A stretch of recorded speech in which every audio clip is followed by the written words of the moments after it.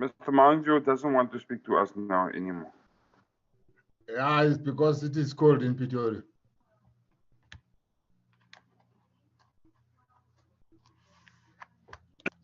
Are you in Pretoria? Hey. You must go to Cape Town there and go and experience this COVID-19. No, we are not going to. Who's going to? Are you going to Cape Town? Who? You. I'll Tomorrow. never go. Tomorrow. I'll never go there. You are going for sauna, man? No. No, I'm not going. Hey. It's bad there. They want only 50. Yeah, 50 from all the different parties. Yes, 35 for National Assembly and 15 for National Council of Provinces. Yeah, the selection will be made. I think those from Cape Town will represent as well. Yeah. Yeah. No, thank you. Sure.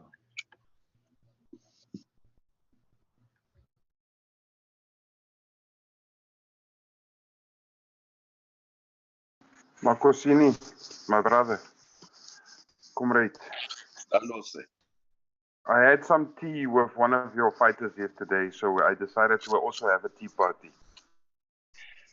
I don't think you're having the same tea party as our president had with the former president. No, it was the same. It was the same type of level. No, you don't know. You don't know what they were discussing. They were discussing the future, to shape the future of South Africa. No, I had Nazir over 40. McDonald's, don't accept that. Don't accept that thing. But the minister has accepted it. The minister of finance has accepted it already. He was not there. Yeah, he was not there. No, he indicated that in the near future is going to run the South African economy together with our president, because he's got the vision for the future. Let's hear from EFF, because your leader was there. What is he saying about the whole issue? Saying what? About the whole issue. No, you must not know what he was saying there. Okay. Sure. Good morning, everybody. Dumelang. You know, sometimes I get so irritated when people are not wearing ties and they come to my meetings. But it's okay. You know, I've been wearing a tie ever since. And I understand. Now I'm wearing. Mangete. Now I'm wearing. Hey, Job. Mangete, you was there when they were doing presentation. There is no specification on how to wear. No, you see, some people came with this style of eroding a professional institution in terms of dealing with this critical matters that affect the country you're doing a counter-revolutionary. internationally. The wearing of a tie is something inherited from the English, and you're now being a colonialist. Don't make this parliament as if it's a aeroplane pilot. Long live the chair. Long live. Okay, apologies, Chair. Chairperson, you are so handsome. You are so handsome, Chairperson. A tie is a rope of honor. And there is nothing honorable about members of parliament. You are so handsome with your tie and jacket. Thank you very much, Honorable. Long live the chair, long live. Thank you very much. Long live Jambasa. You are a very good example of this parliament. Good morning, Chair. Thank you, Chair. Long live Jambas, long live. Thank you, my sister and my comrade. Okay, thank you very much. I think we are ready to start the meeting. It's now 9 o'clock on my watch, the watch of the chairperson. Please disregard your watches because this is the only watch which is correct. Good morning, everybody. Sanbonani, Dumelani, Absheni, Dimacheloni, Molweni. Goeiemôre, Morning, chairperson. Chair. Goeiemôre, Sawubona, goeiemôre, Sawubona, Margaret. Morning, Chair. Wow. A beautiful lady from the Western Cape, freedom fighter, Honorable Noluchungu Molo. Molo, Chair. Good to see you. You're looking beautiful today. No, I'm prepared for this meeting. I thought I should remind people that I'm a teacher by profession. I always went to school wearing a tie so that I become an exemplary. Thank you very much for the compliment. Good, Chair. I think we must thank Mr. Manu for setting the trend because he's always. Wow. Thank you, Honorable Manu. Okay, honorable members, let me take this opportunity to open the meeting. You are all welcome to this meeting, all important meeting, held on virtual on the 10th of February. In terms of the circular that has been circulated, the meeting has to start at 9 o'clock and end at 1 o'clock at least. I can see it is written there 12 o'clock. May I implore you at this early opportunity to just try and allow a space for us to can conclude on the deliberations of the economic regulation of transport bill. That may take us maybe past 12:01, depending on the issues that are raised. So I would request members to be ready for that. The second agenda on the item will be consideration of submissions on the National Road Traffic Amendment Bill and the confirmation of dates of public hearings on the bill. And the third issue will be consideration and adoption of the minutes of the 2nd and the 3rd of February. The minutes are with us. I hope I'm not leaving any other issue. Valerie, any apology? They were from the Deputy Minister who's attending a PEC Lakwa and the Minister attending a cabinet meeting. Minister is in a cabinet meeting. Deputy Minister attending a cabinet PEC Lekgotla. Is Ms. Koki Muloi here? Morning, Chairperson. Thank you very much. Koki, please tell the DM we're starting to miss her. We have not been talking to her for a bit of time now. Thank you. Will do, Chairperson. Thank you. Thank you very much. Let me check. Is the DG here with us? No, Chair, the DG is not here, but he has sent, good morning. He has sent four DDGs that are here, which is Mr. Chris Hlabisa, Mr. Machato, Mr. Masambuka, and Mr. Tenza, who are here in the meeting, including Mr. Sikudu and Mrs. Paziri from Legal Services. Thank you, Chair.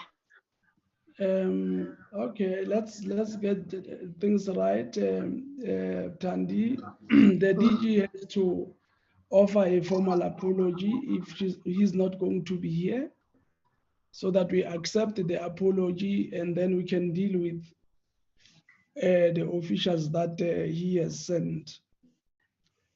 Please note that. I want to make a request before we start from the department that if all possible, I think it could be possible for us to be dealing with the responses on the civil aviation bill by the department on the 17th of February, because that will then enable us to try and bring this bill into its conclusion now in February. I know there were only 6 submissions that were done, and those submissions are already with the department. Let me hear if officials are comfortable with this request, that on the 17th we can be dealing with the responses from the department on these 6 submissions. Who is leading the team of the officials? Is Advocate Masambuka. My advocate, good advocate. I can't call you my learned friend because I'm not a lawyer myself, but I'm also a learned advocate. Chairperson, that will be in order to respond by the 17th of February. Please, that this meeting is recorded, my good advocate. If it's in order, please, let's not get any other explanation towards the closure of that date. I appreciate your response and your working together and cooperation. Thank you very much, members. On the deliberations, I think it is fair for us to start where we have been promising that we will start on the 10th. The department is ready to deal with some pertinent questions that were raised on the 2nd and the 3rd of February on this particular, during the deliberations on the economic regulation of transport bill, the first bill of 2020. So if that is in order, I wish to give this opportunity to the department's capable officials to commence with their presentation today. Thank you very much. Advocate.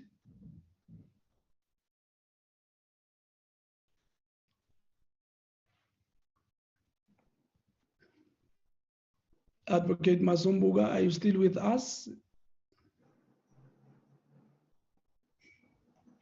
Yes, Chair, I didn't hear the last part. What's the last part is to allow the department to commence with the presentation that will be responding to issues raised on the first and the second and the third meeting, that is last week. Thanks, Chairperson.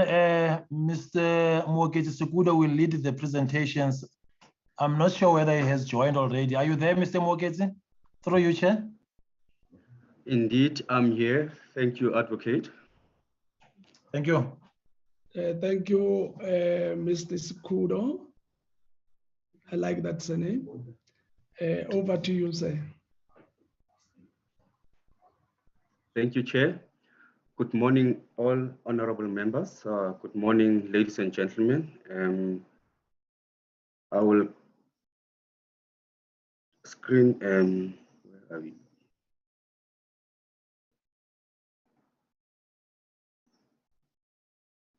I will share the screen with you, which will be the basis in which I will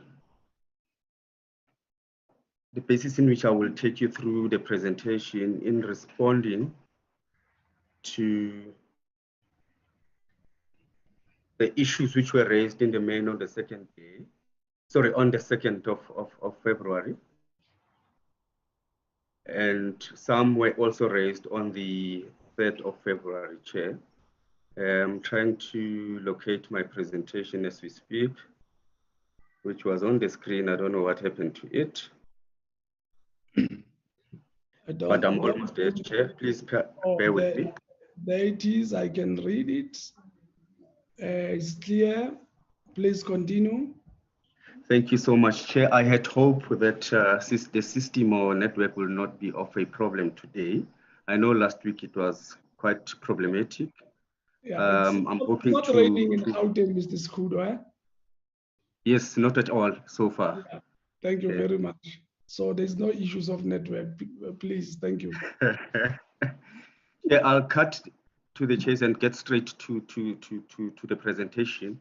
And the presentation aims to basically look at 5, in fact, it's disaggregated into 5 parts, which you see from my screen, Chair. And this presentation aims to basically address issues related to financial implications, structural implications, and human resource implications, Chair. And then the last part of the presentation will focus squarely on legal and legislative implications. We all recall that in the previous 2 sessions, particularly the 2nd of February session, there were quite a number of questions raised, and that session was like a follow-up to a meeting that was held before then. And those questions and comments made are summarized under 3 topics, which is financial implications, human resource implications, legal and legislative implications. So that is the main or the core of the presentation that is aiming to address to the Chair. But before we address those 3 issues, Chair, we had thought it would be important for the House to basically note that when the project started in 2012, officially on the 1st of June 2012, there were 3 broad phases of implementing the project. The first one relates to the pre-establishment phase, which is really where we are, because the output of this phase, basically, it's the STAIR legislation and the business case document that has since been developed and in discussion with National Treasury. So the focus in the main, in terms of resources, in terms of capacity, it has been since then to basically put in place the output that is being deliberated on today and in previous sessions, Chair. So some other work related to procedures, regulations, those were then done in parallel, Chair. But for the purpose of the slide, please bear in mind that the focus has been on the first phase, which is the pre-establishment, which will then take us through to the other phases, which is the commencement. Commencement basically looks at absorbing all functions of the existing transport economic regulator into the single transport economic regulator. Then develop the capacity and procedures needed to achieve full scope and mandate. And the final phase, which is to fully functionally ensure that the regulator works. It is the 5-year plan, and the aim there is to ensure that all modes are regulated and all regulatory and review functions performed are under the bill are then implemented to the Chair. And there would also be operational and administrative policies there. So in a nutshell, the current phase basically says we are all in the pre-establishment phase, which leads to an output of a legislation and a business case, which is in discussion with the National Treasury. And some of the information that I will share with the committee would be on the basis of the business case that we have developed to date, and we are as yet to get approval from National Treasury on that one. The slide for me, it's important because some of the issues that we raised would then give an indication as to where exactly are we in the process, why at a certain point we don't have some of the information, but I'll highlight some of those for the purpose of the Chair. The second slide, which is most important as well, is to understand that the overall project is to rationalize all economic regulators in the transport sector under one institution, which is called the Single Transport Economic Regulator. We then said, how do we phase it through? How do we stagger that understanding? And the first strategy that we then said, firstly, let's not overburden the regulator with a lot of work, which will then disturb the market. But maybe we should phase it through, where in the first phase, we then use the Ports Regulator of South Africa as a nucleus to establish STEP, because already we have resources there, already we have functional institution there, already there's the economic regulatory framework there is being applied to there, and there's experience and all that stuff. And then over and above that, what then do?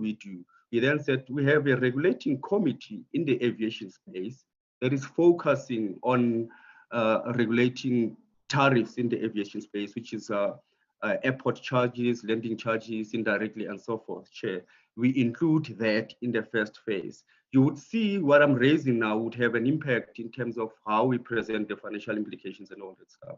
And the third area of incorporation was that let's introduce economic regulation in the rail sector, because we all know that in the rail sector, we don't have an independent regulator as you would find in other modes. For example, the maritime sector, we have the Ports Regulator of South Africa, and in road, we have various ones, particularly in the main, we have Cross-Border Road Transport Agency and the National Public Transport Regulator there, Chair. And then in aviation, I just mentioned that we have the regulating committee as well as air licensing councils for both international and domestic, Chair. So some slide would then reflect on the budget that would be encountered with respect to phase one to show the implication that we may encounter in terms of financial implications as well as employee resources that we are anticipating here.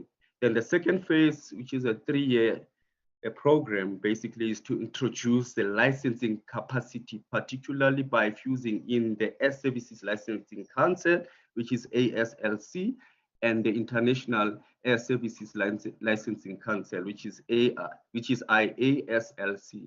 And the ASLC, it's the Domestic Licensing Council that deals with access to the aviation sector, and the International Air Services Licensing Council, it's the institution that focuses on licensing international airlines to actually use our space here, Chair. So the second phase would be then incorporating those two areas, Chair. And then thirdly, which is a 5-year program going forward, we then have to ensure that all economic regulators are housed under one, by then including the National Public Transport Regulator as well as the Cross-Border Road Transport Agency, which is a road-based mode that we are focusing on. There we all know that there are a number of challenges with regard to the road-based transportation, issues of economic regulation, issues of prices, issues of operating licenses, and so forth. So you wouldn't want to incorporate such work at the beginning of this institution that we are looking at, and it might disrupt the market, and it might cause the havoc that we don't really want to see in the transport sector, Chair. Then the next slide, Chair, or the next part basically focuses on what informs the regulator that we have or we are planning to have in the transport sector. Because this question was really asked as to why is the bill important? So partly this slide aims to basically answer that question. And the first policy document that informs the Single Transport Economic Regulator establishment, it's the National Development Plan.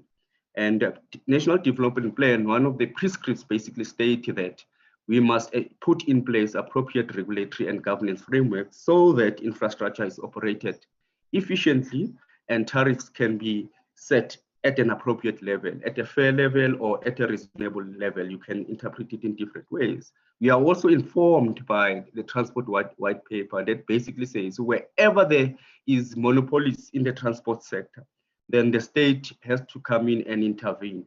Hence, you then see that in the airport space, the port space, road and rail, there would be the need for intervention, because certain sectors, entities, facilities of monopoly nature.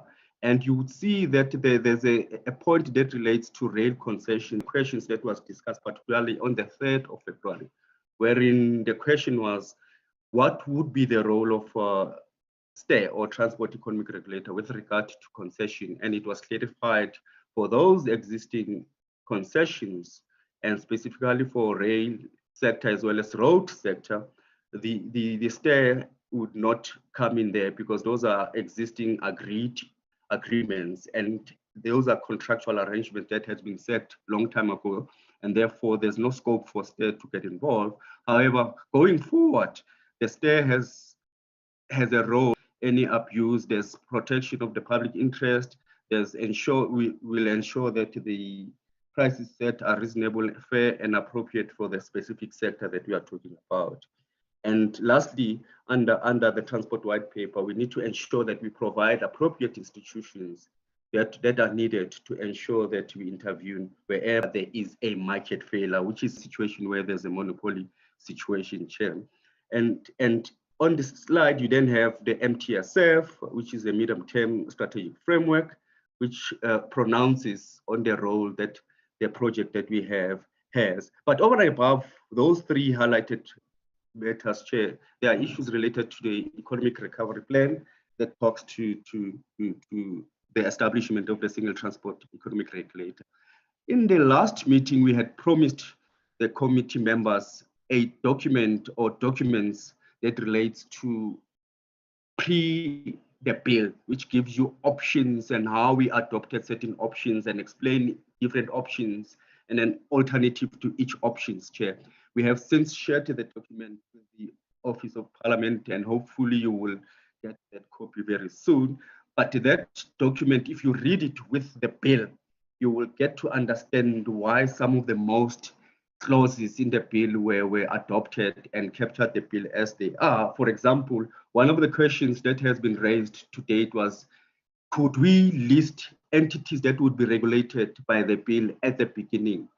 That discussion was intensely held with the different stakeholders and all that stuff. And it was then decided that we should not have it that way, because currently, as we speak, most regulated entities are state-owned entities. We therefore have to create a space which is why you have a clause 4, where the minister has been given discretionary powers to basically either include or exclude certain sectors that may be of monopoly or of competitive nature, Chairs. So that document is important. It's quite thick. The other document which we didn't attach, which is quite voluminous, which is the position paper, we can share that one as well post this session, Chair. Then part C, which is financial implications, and divided into 2 slides. From our side, we start by looking at the impact of the regulatory institution that we are putting in place to the overall economy. And the assessment that has been done, which I'm repeating this slide, which is very important to us, which is a bigger picture possibly that should be looked at by the committee, is the fact that the CGE that has been used, modeling tool, which is a computational general equilibrium modeling tool, is basically indicating that there are serious benefits that the economy will generate by introducing this bill, which is about 3.5 billion to baseline GDP in 2019. For me, if you start from that high level or helicopter level, you can then zoom into micro-related financial implications, which I will do just now, Chair. But what we then anticipate in terms of the impact is that from 2019-20, which is when the exercise was done before then, there's an indication that about 98 million would be needed for the interim resources, employees, and capacity for the regulator, which is at a low cost scenario. It's when you plan at the beginning. Then at a high cost scenario, you would want about 1 million rands, which is projected that can be received in 2023, 2024. But the overall benefit to the economy, it's subdivided into 4 blocks or 4 areas.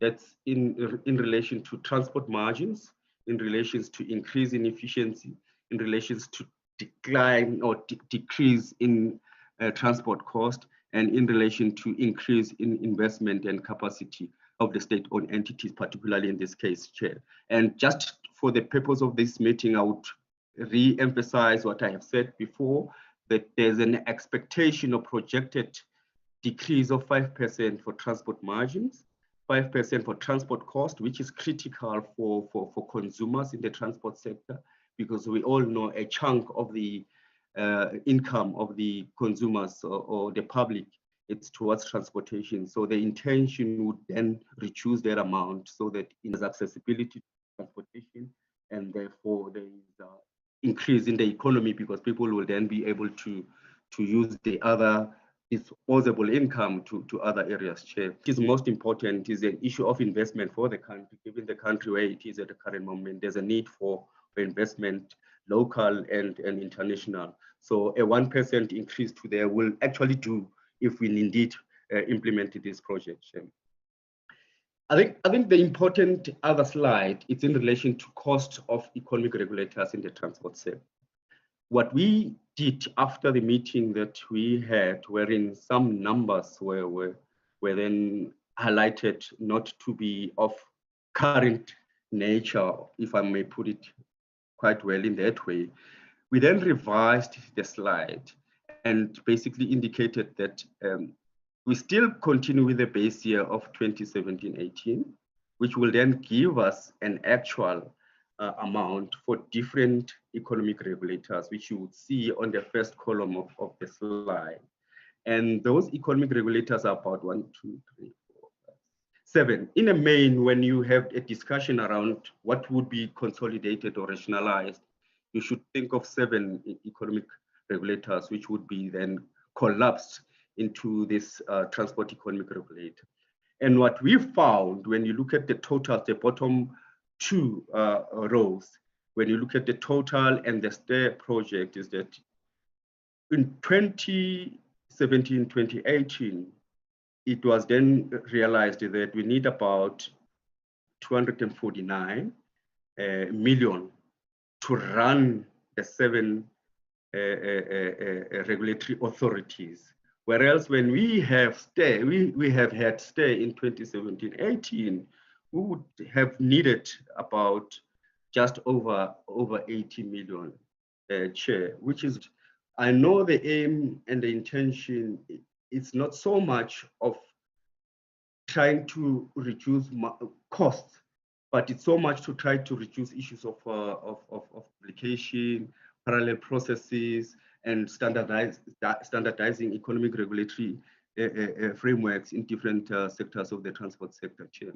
But when you look at the actual, which we don't have numbers for STAIR, is that the actual of in 2017-2018, which was spent to run the 7 authorities, it was just over 229 million, Chair, which is quite a sizable amount. And somehow it needed to be considered and see that under MTEF, there's a 3-year projected numbers of budget for each one there. And then cross-border road transport agents, which is one critical area was raised to say the number we had last was not exact. So we had to adjust the actual number of 196 to 206 on the basis of the annual report that we looked at of 2017-18 and looked at the current annual report there, Chair. In simple terms, we indicating to the committee that we looked at the APPs, we looked at the current financial statements, particularly the annual reports, to reflect exactly what the numbers that we have there, Chair. An important column that should be looked at now is the one that looks at the average budget, which is the last column. It indicates that the last bottom 2 rows, it indicates that currently, as things stand, we have an average of just over 275 million that is spent to run the 7 entities that we have. The introduction of STAIR will then lead to the country spending just over 98 million rands. So we would still emphasize that there's cost saving there from a high level point of view, and therefore it is important that we then put in place the regulatory framework that we are talking about here today, Chair. Yeah, I think the slide critically gives you what we currently have and the anticipated budget for the single transport economic regulator, Chair. Obviously, the numbers that we're talking about at the bottom of STAIR, we still have to agree with the National Treasury as the business case is with them for them to consider it and then give direction as to how we can move forward, Chair. I think I'll come to human resource implications, which will talk to the numbers and all that stuff.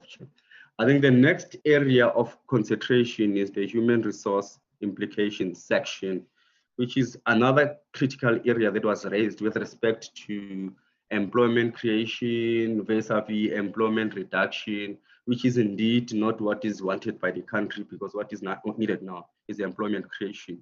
But I'll give a sense as to what are the facts as we speak, and then the portfolio committee will then decide on the information that we have in front of us. Just to repeat this slide to indicate what guided the department to establish or design the institution that we have designed is to make sure that decisions of the regulator are basically challenged. And we have the council that we are putting in place, which is the Transport Economic Council. The regulator should be independent. This matter was intensively discussed in the past two sessions, that we need to emphasize the need for independence of the transport economic regulator. There were various options in terms of how you appoint board members and so forth, which is what driven us as well to put the institutional arrangement that we have put in place. We should be able to review the entity's decisions, in this case, the transport economic regulator's decisions, and that could be complaints, that could be review and appeals processes that we're talking about there.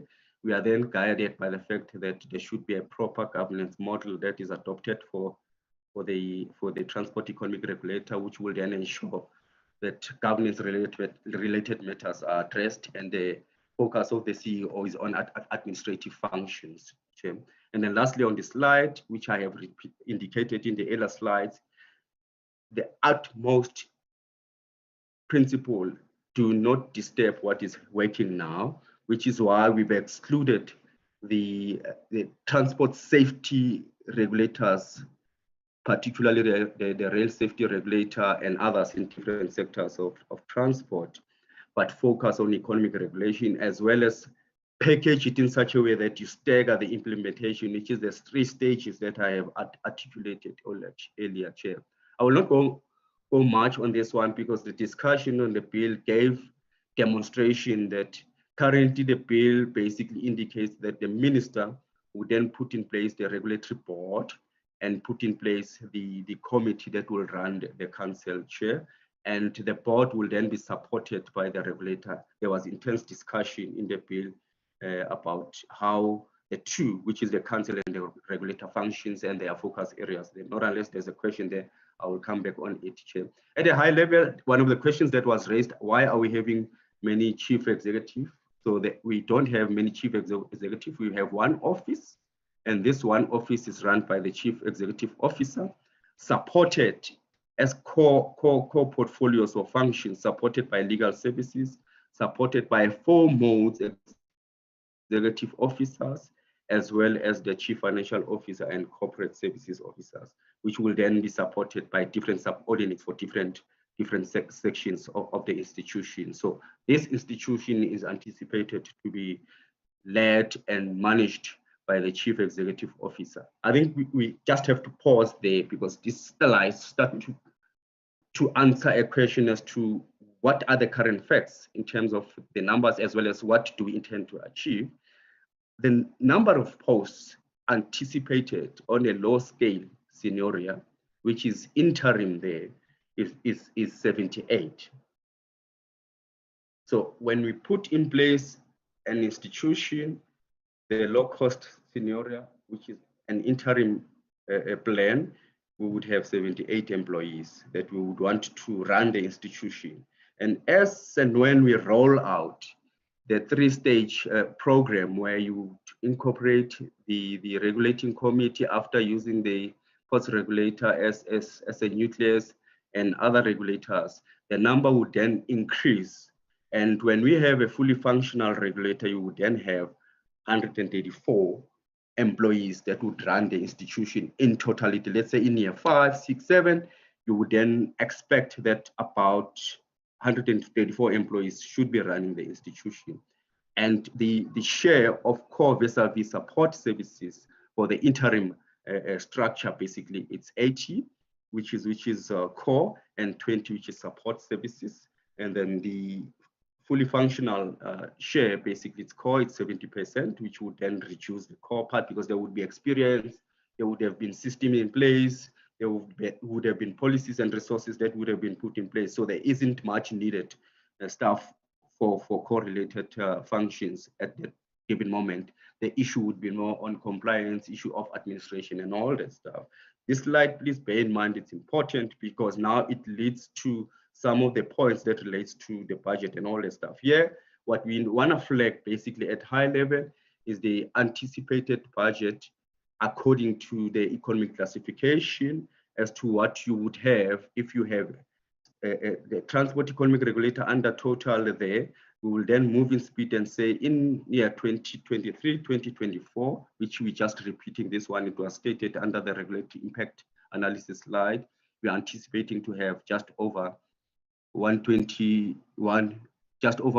million rands to run the institution using the economic classification program, which is what Treasury would need to get an understanding. Obviously, under goods and services, you would have about just over 29 million rand that is needed basically under goods services share. But what's important is that under the Transport Economic Council, just before 600,000 rands is needed basically to run institution. And we have, and I highlighted earlier that this institution will start on a part-time level.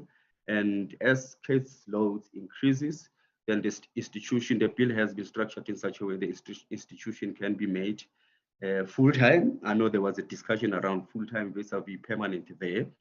But as we stand in terms of the budget, we're looking at just over 120 million in 2024, Chair. This we presented in the last meeting, but let me emphasize that 54% of the budget of the regulator will be on economic regulation related matters, which is the core of the institution, Chair. And it's very important that the budget goes to that area, not to administration in the main.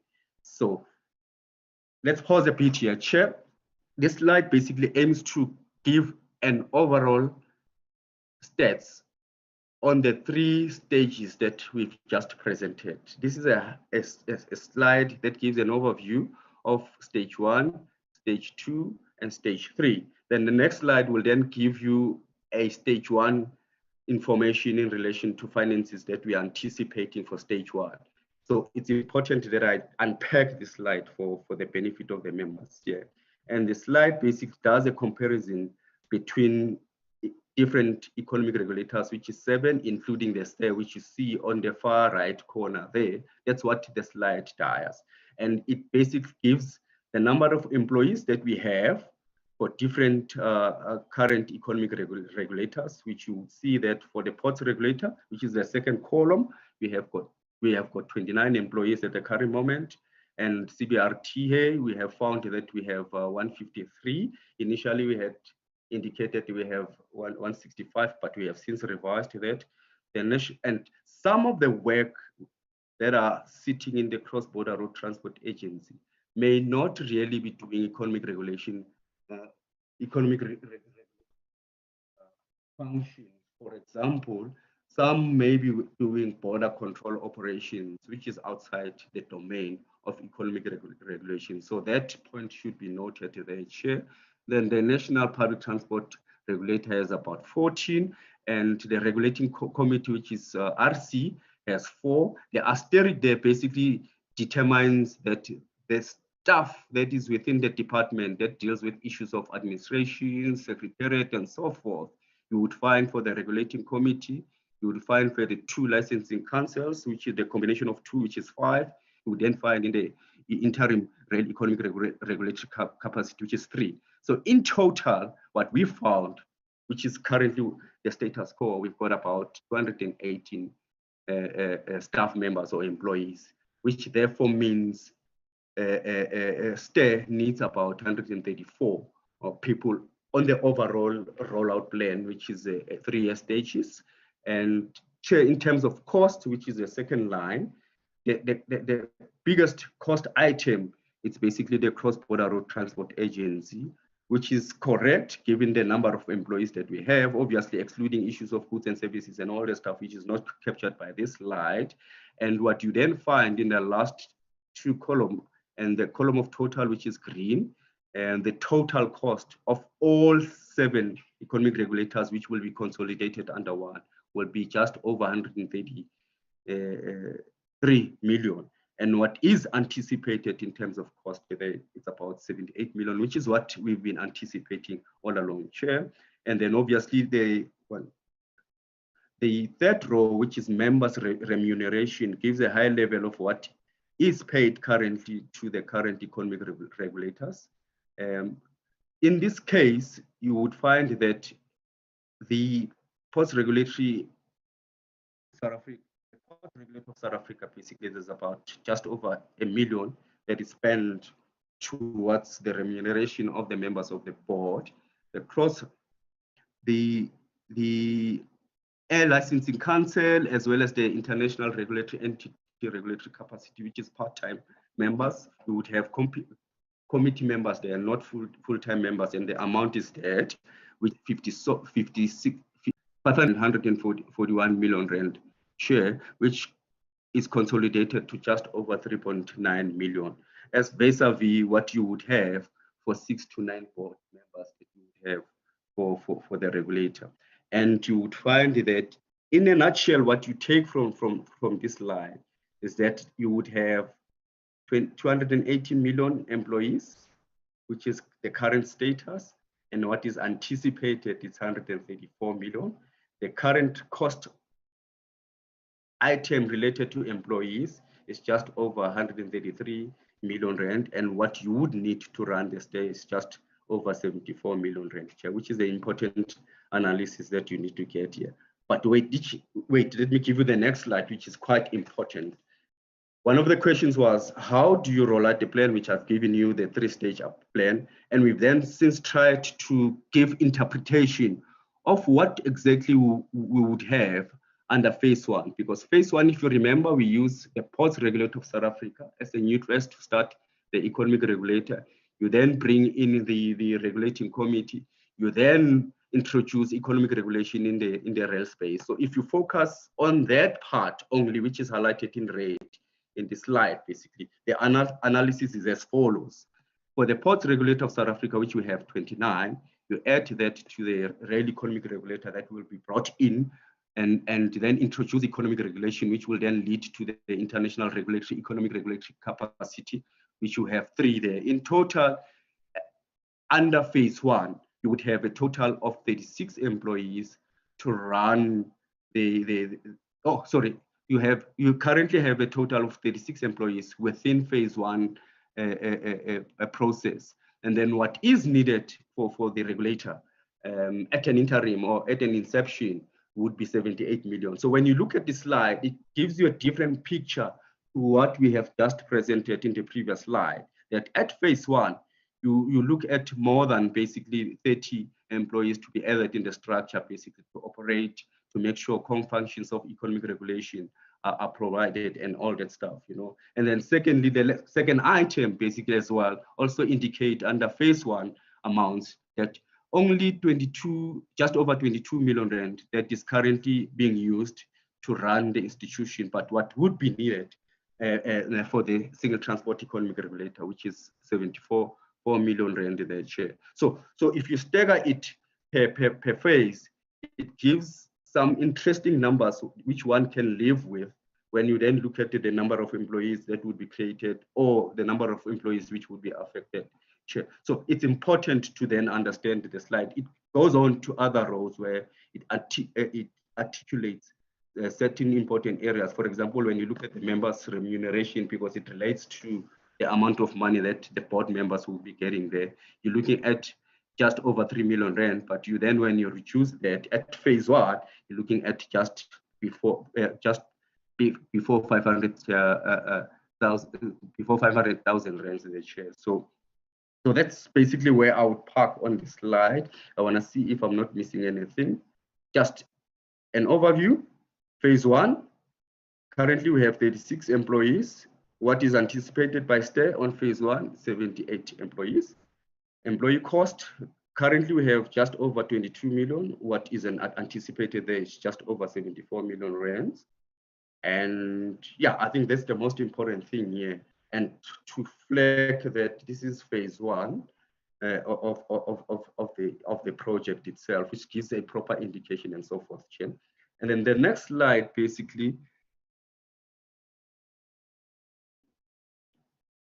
indicates, because one of the issues was the HR details, and this slide basically reflects back now to the two slides I said they are important with regard to this presentation. The one that relates to the implementation plan, that the focus of the project has always been, since 2012, has always been on making sure that we put together a bill that would be workable and would make sure that we establish the single transport economic regulator. We have realized that there are a number of steps that needs to be undertaken under the HR program. And this is the work which is as yet to be done, but it's important to know that we have highlighted certain stages that would have to be in place so that the STAIR is fully functional, which is the work that is going to be done in parallel to what we're doing currently. The first stage focus basically is on the designation and transfer plan, which is a migration plan of the current employees of economic regulators to the single transport economic regulator. There will be consultation, communication strategy that will be developed, and the DG as well as CEOs will then communicate with relevant staff to ensure that issues of labor, issues of human resources are then attended quite well. And these are sensitive matters which requires appropriate leadership and appropriate stakeholders to engage on them, which is obviously not the competency of the current project manager or project leader, but yeah, we would get assistance to do that. We have done such a work before, and I think it can be done, Chair. And then the second stage focus is on job analysis, remuneration, and benefits. May I say that the base in which we would then set up remuneration, which I stated in the last presentation, would be on the Public Service Act. And as, for example, the CEO is pitched at the level of level 16. So there would be job descriptions, job evaluations, remuneration framework to be done. So it is not so easy currently to give you concrete numbers on HR if this work is as yet to be done. And the department would be wary to cook numbers for the purpose of the committee, but would want to give factual information so that you see where we are sitting and what needs to be done going forward, Chair. And at that stage, it's really about HR policies, information-related policies and regulations there, Chair. And yeah, indeed, that's the work which is big that needs to be done to make sure that we put in place this establishment. And it's really what would be, the department would be guided by National Treasury, will be guided by TPSA, and then we'll then engage current existing regulators, particularly the ports regulator, which is anticipated to be the first institution to be migrated to the single transport economic regulator. And this slide also will reflect on the, for example, the physical assets as to what would happen, but I'll reflect on this point when I come to legal implications, Chair. Let me move on quickly. This is the last part of my presentation with an effort to respond to some of the questions raised in the previous sessions. So the focus here is on legal and legislative implications. So what are guiding principles again of the response that I'm going to give you now? The guiding principles is that we need to ensure that the regulator, the bill basically gives the regulator certain powers. One of those powers is to monitor regulated sectors, services, and facilities for compliance, which is mainly what the regulator would be there for. And we have indicated that we are introducing economic regulation framework in the rail sector through this bill, which is very, very important because all these people are complaining about the institution called Transnet being a referee and a player, certain prices are unfair and accessibility is not provided in a fair way, which is, I think the committee will be fairly knowledgeable about those complaints.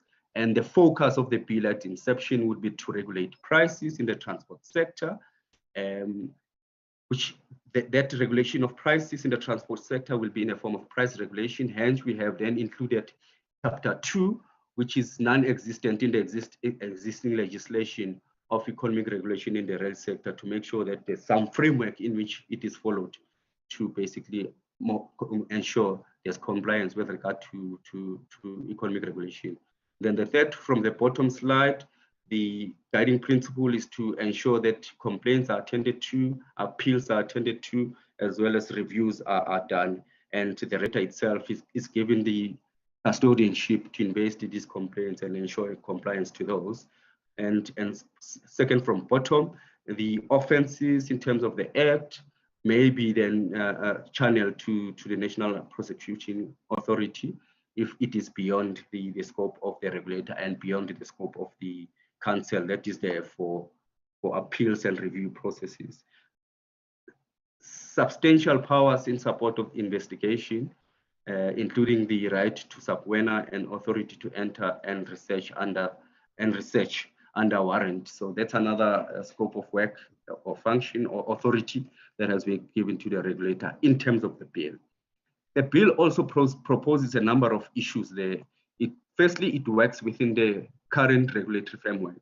We all know that except in exception of the rail sector, current legislation framework provides for economic regulation for rail, for maritime, for aviation, and road-based mode.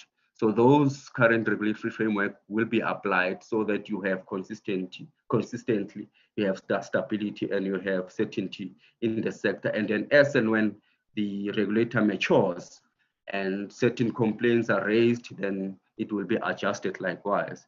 The bill also shall amend, repeal, or substitute certain provisions of selected acts, which I think the discussion today will touch on that one if we reach that stage. But this section primarily basically says that we would end the specialized sector regulators and then have standard form of economic regulation in the transport sector.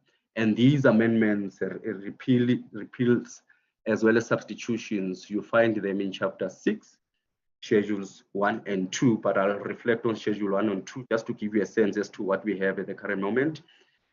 The bill basically does not touch on the substantive law governing the specific sectors in place, which is what I've mentioned under bullet 1. So basically, the focus is on economic regulation. Some of the legislation are broader than the economic regulation. When you look at the Airports Company Act, it deals with other matters that are not related to economic regulation. Currently, we don't have economic regulation in the rail space. We are introducing that one, and it's a serious emphasis that should be made here, which is very important.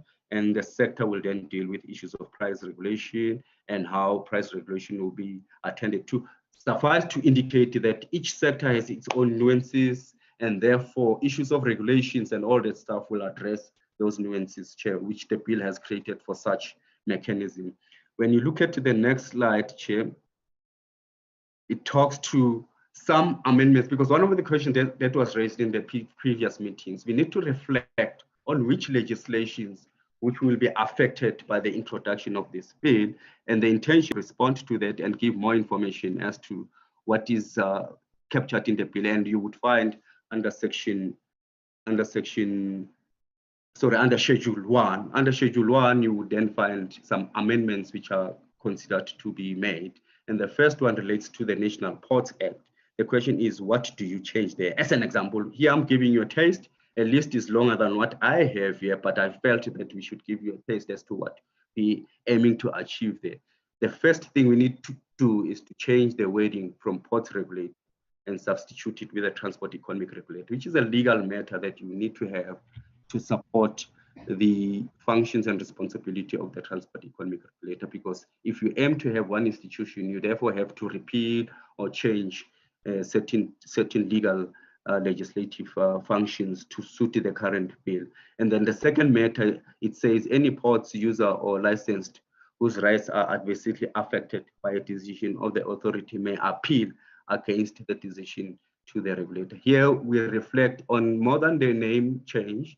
There are certain responsibilities that are currently being done under the National Ports Act, and those are done through the ports regulator. And one of those is the licensing of and the rights of port owners. And whenever they are adversely affected, they can challenge the decision of the authority through an appeal mechanism, which is within the authority. This is another matter that indicates that there's multiple functions on the authority here. It's the the Transnet National Ports Authority here, which handles functions of economic regulation, which is another matter related to referee and employer matter here. And secondly, which is the second bullet point, we talk about Airports Company South Africa. It's another way. There was a question around what does the word committee means. In this instance, when you look at Schedule 1, it talks to the regulating committee that I have many a times reflected on when making a presentation, which is the committee that undertakes price regulation in the aviation space. So because of consolidation, we therefore have to change the law to reflect that this work of the regulating committee will now be done by the transport economic regulator. So the second point is the replacement with lodging the complaints, which is more or less the same with the first point. Instead of going to the regulating committee now, we then have to go to the transport economic regulator. In the road-based space, the National Land Transport Act basically says Section 1 of the National Land Transport Act 2001 is thereby amended by deletion of subsection 1 of paragraph C. Details are in the schedule, Chair. Then the last point to note is that over and above what I've presented, there are other affected legislation. In the aviation, we have further to the Airports Company Act, we have Air Traffic and Navigation Services Act, as well as in the road space, over and above the National Land Transport Act, we have the South African National Roads Agency Limited and National Roads Act. If you remember on this point, there was issues around concessions, issues around PPEs. Then the third most important part, which is the focus of the area, issues of economic regulation that are approved by the minister, and now that function would then reside in the economic regulator, Chair. And then there are transitional mechanisms or provisions put in place to make sure that we have this consolidation of 7 regulators into one. One of those is the continuation of tariffs in force at effective date, meaning that with the guiding principle that we don't have to disturb the market, we don't have to create problems for the market. Current framework to price regulate each sector will continue, and those would then be changed as per discussions and will be changed as per regulations are put in place. Some of that information you would find it in the codes of good practice, you would find it in the regulation, all that stuff. For example, in the road, in the maritime space, the ports regulator annually determines tariffs. You don't want to disturb that exercise. You would want to continue with it. And at the later stage where the regulator is quite affair with issues and all that stuff, you adjust that.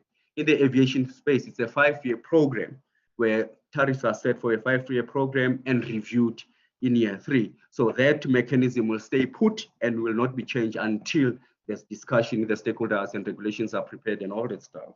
And then second bullet points, appeals and complaints anticipating Section 46 of the National Ports Act may be filed with the regulator. So instead of filing them with the authority, which is the Transnet National Ports Authority, you file them with the regulator. Then another transition mechanism for the ports regulator. As an example, other areas are looked at in the Schedule 1 and 2, particularly Schedule 2 on the slide.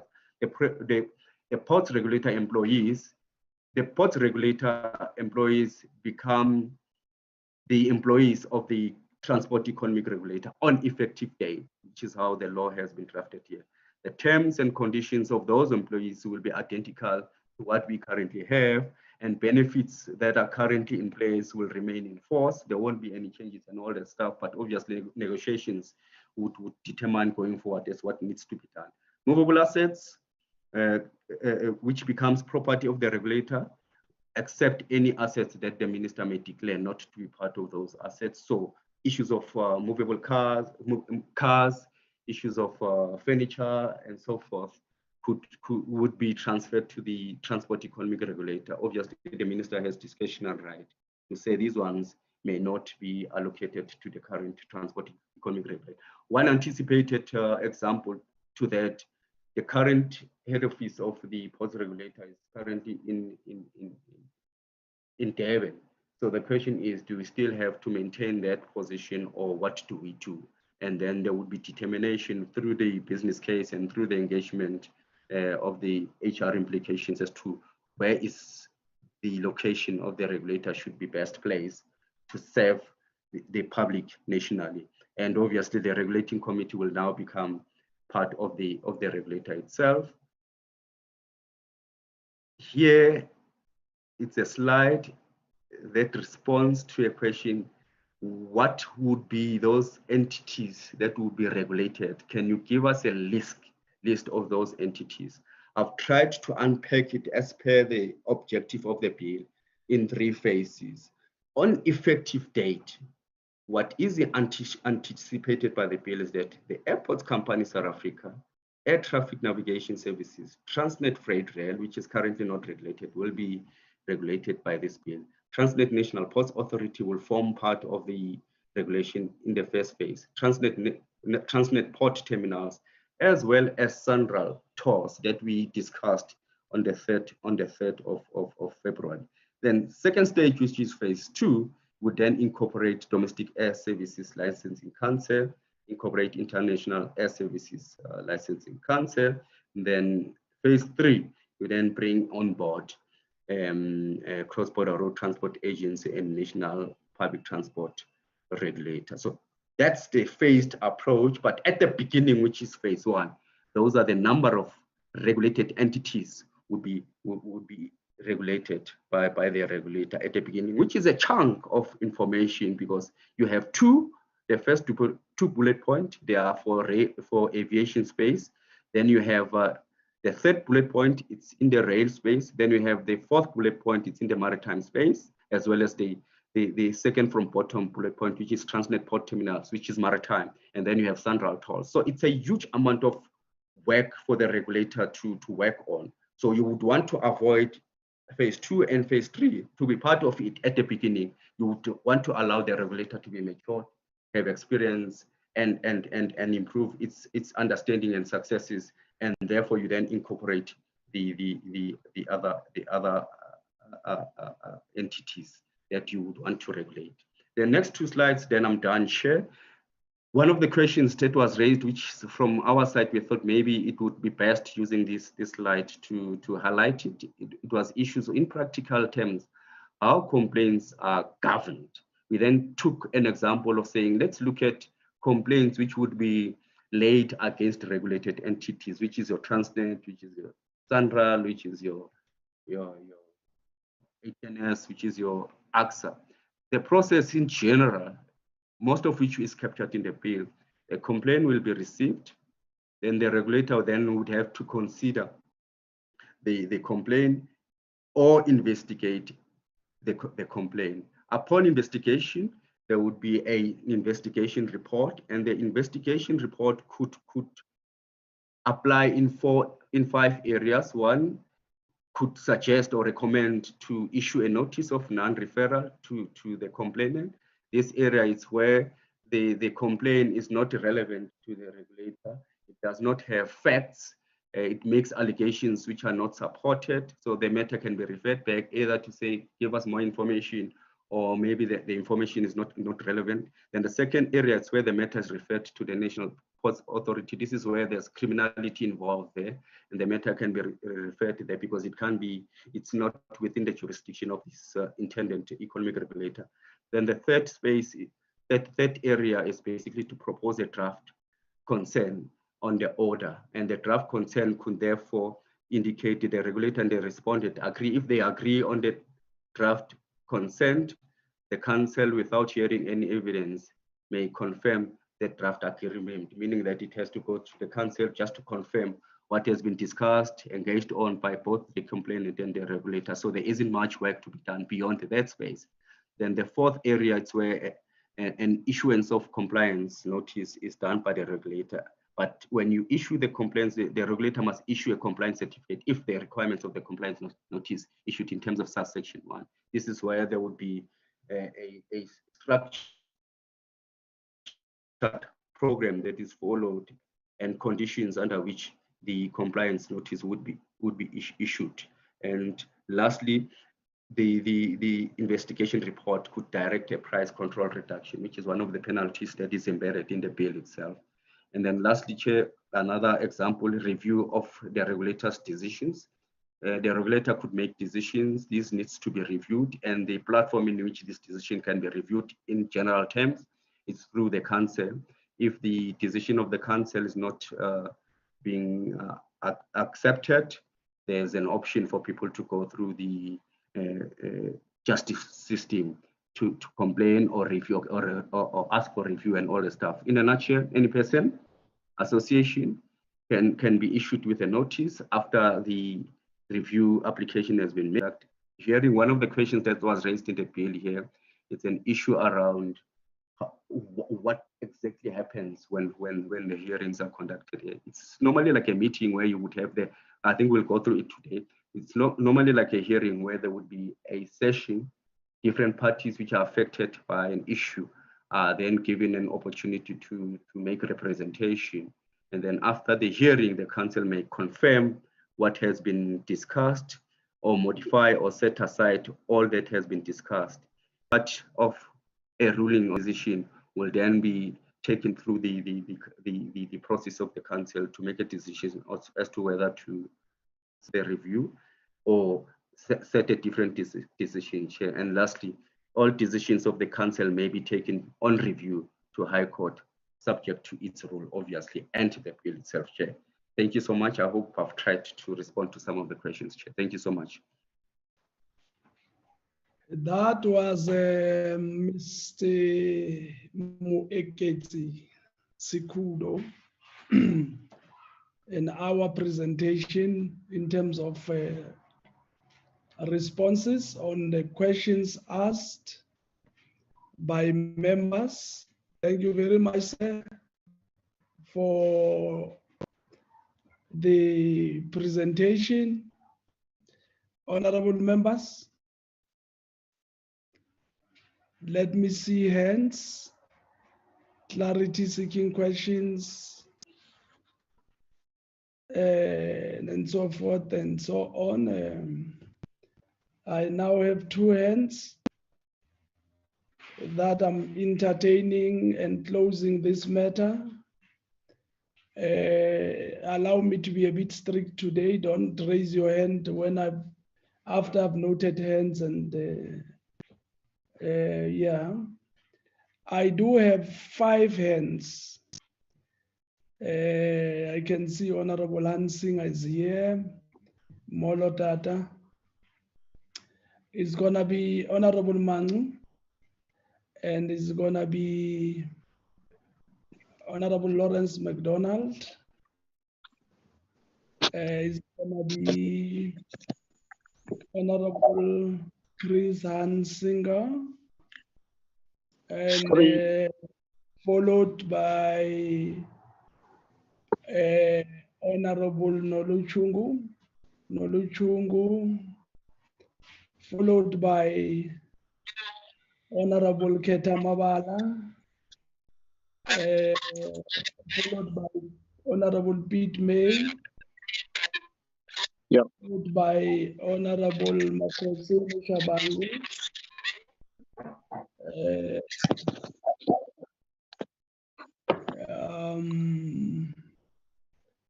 and my list is closed. I want to ask anything, isn't it? You covered, my comrade. If you are covered, thank you very much. Honorable Makosini will be the last on this matter. Let's hit the ground running. Baba Chambers. Thank you, Chairperson. Mine is very little because I think the presentation raised much which I think will do it finally. Two issues, if I recall well, just that I can't remember that category of slides, but it was dealing with the comparison of the current board members. That slide, employees, what is envisaged, current board members, remuneration, that is that slide. Now, it talks about currently the board members are earning 3.4 and the envisaged, I think, phase one or complete, difficult to say, is 494,000. I don't want to know how it got to that, because my understanding is that many of these boards, although functions will be removed from them, many of them remain totally intact. Can I get clarity on that one? Number two, on the phase one, if I recall well, it's exactly that slide or the next slide. It says,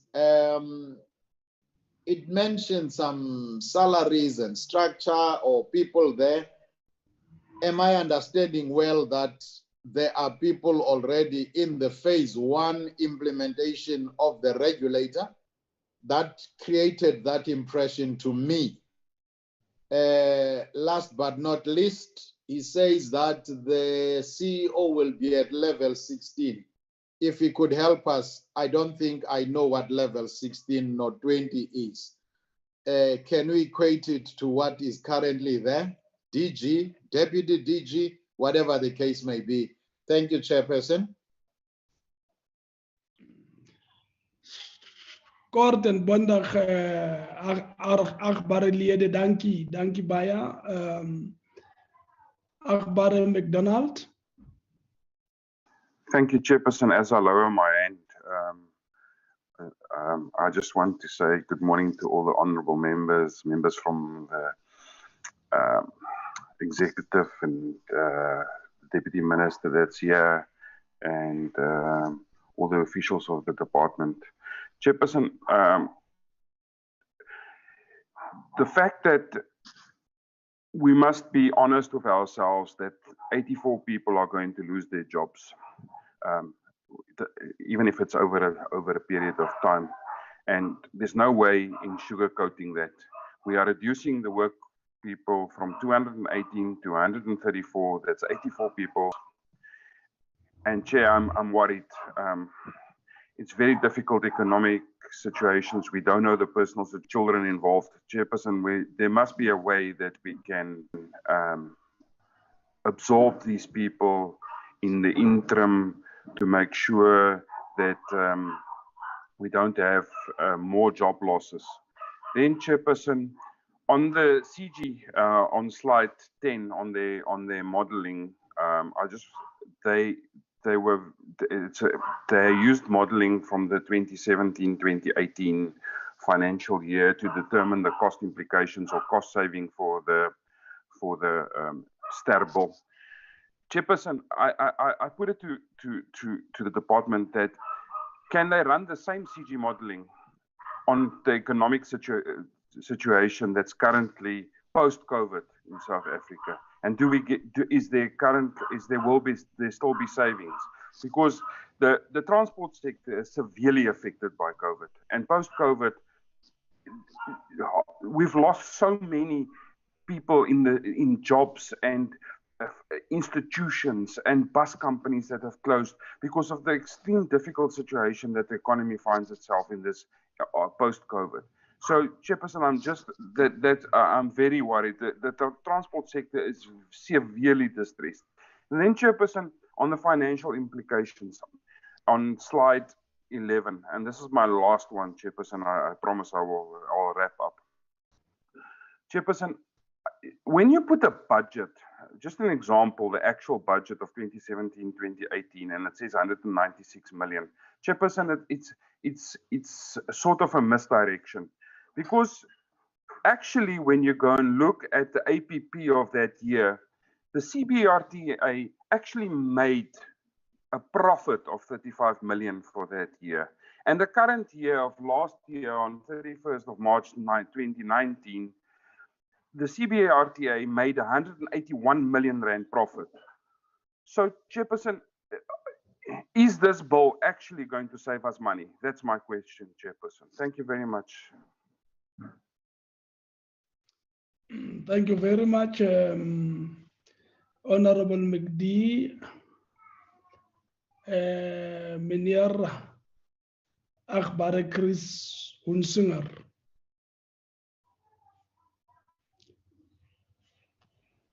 Good morning. Baie dankie, voorsitter. Good morning, Chairperson, and good morning, colleagues. My apology for joining the meeting slightly later than that. Chairperson, through you, I want to thank Advocate Sikudu for a insightful presentation, and certainly we could gain a lot more insight than what's a tremendous improvement on previous submission from the department in terms of informing us who are not part of the study groups. And Chairperson, my first question, I was actually very positive up until slide 28, because in slide 6, particularly, Advocate, you know, the phases were quite clear. The entities, the particular question that we raised around which entities at what stage, that was all clear. But then in contrast to slide 6, a contradiction with slide 28. Because suddenly, you know, there was a mix-up of different entities being part of phase 1 opposed to what you showed in slide 6. So please, if you can just clarify that. My question on the decline, the slide that focused on export margins amongst SOEs, which is claimed to be 5%. I would like to know how that was determined. The other benefit that was highlighted was a 1% efficiency increase. I would like to know how that was calculated. And the other benefit was a decline in transport cost, and I would like to know what that was based on. So if you could give us insight into those determinations and projections and calculations, Advocate. Then again, around the saving of 271.98 million. Under what column on an accounting statement will the saving be reflected? On salaries, what is the heading of the actual saving in an accounting statement on a balance sheet? Then my colleague alluded to the 84 jobs that would be lost. What is the estimated net job losses in each of the phases? We need to be clear on this. We need to be open about this, because obviously alluding to a saving, you know, all along, salaries might be part of it, and I think it's better to come in the open rather than to try and camouflage it in all sorts of ways out in the clear. There can't be a saving without any particular heading over it, and it needs to be dealt with. In terms of design and development of the bill, I do understand that it would be a complaints-driven process. Do you sort? It might be fairly easy around ports because it is very regulated. It might be easy around domestic and international tariff determinations because it is fairly regulated. But once we get to road transport, it's not as regulated and not as easy. So do you foresee an inspectorate for in making sure that there's adherence to these future regulations? And then, Chairperson, my last question is a remaining concern on a legislative side, a bit of a technicality, because I still don't see a solution for a possibility in approaching both of these entities or these regulatory bodies simultaneously. So in other words, what I'm saying is, if there is a complaint lodged at the desk of the Economic Transport Regulator, as well as the Competitions Commission, what legal mechanism is there to give the one priority over the other. It is not good enough to say, yes, but there's an arrangement and there's been agreement, and also it needs to be firmly formulated in legal terms. Thank you, Chairperson. And thanks again for the presentation. It was very insightful. Dankie Akhbareliede. Ake sithole ke ilungu elihloniphekileyo manje umama uNoluthungu. Thank you, Chair, and thanks to the DOT for the presentation.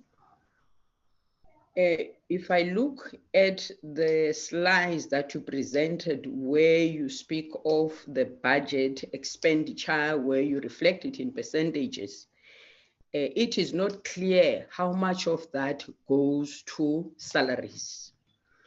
I would appreciate if you can be specific in telling us how much of that budget will go towards salaries. And then CBTRA is the biggest spender. I mean, they have the biggest budget. But if one looks at your last slides where you are saying they will come in during phase 3, it then explains to me that you will need that budget up until phase 3. So your budget will include CBRTA in phase 1, 2, and 3. So your budget will be bigger than the 78,000 for 2021 and 22 that you have presented. And then being the biggest spender, how will you be able to cut this budget? Where will the cuts be? Will it be in salaries? Where will it be? Because if one looks at it, it's almost half of what STEM needs as opposed to what CBRTA is spending currently. Finally, you know, we see transport as one of the strategic sectors.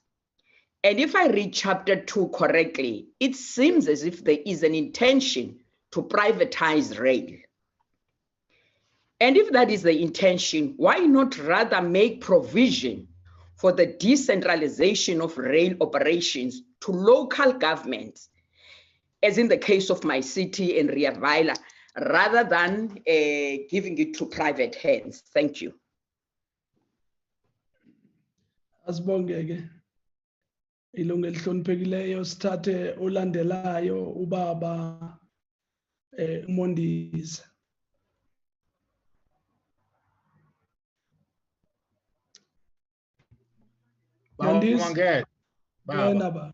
Ngena mfowethu. Angibonga kakhulu Chairperson. Chairperson, first of all, we have to appreciate the information that we get from Mr. Sikudo.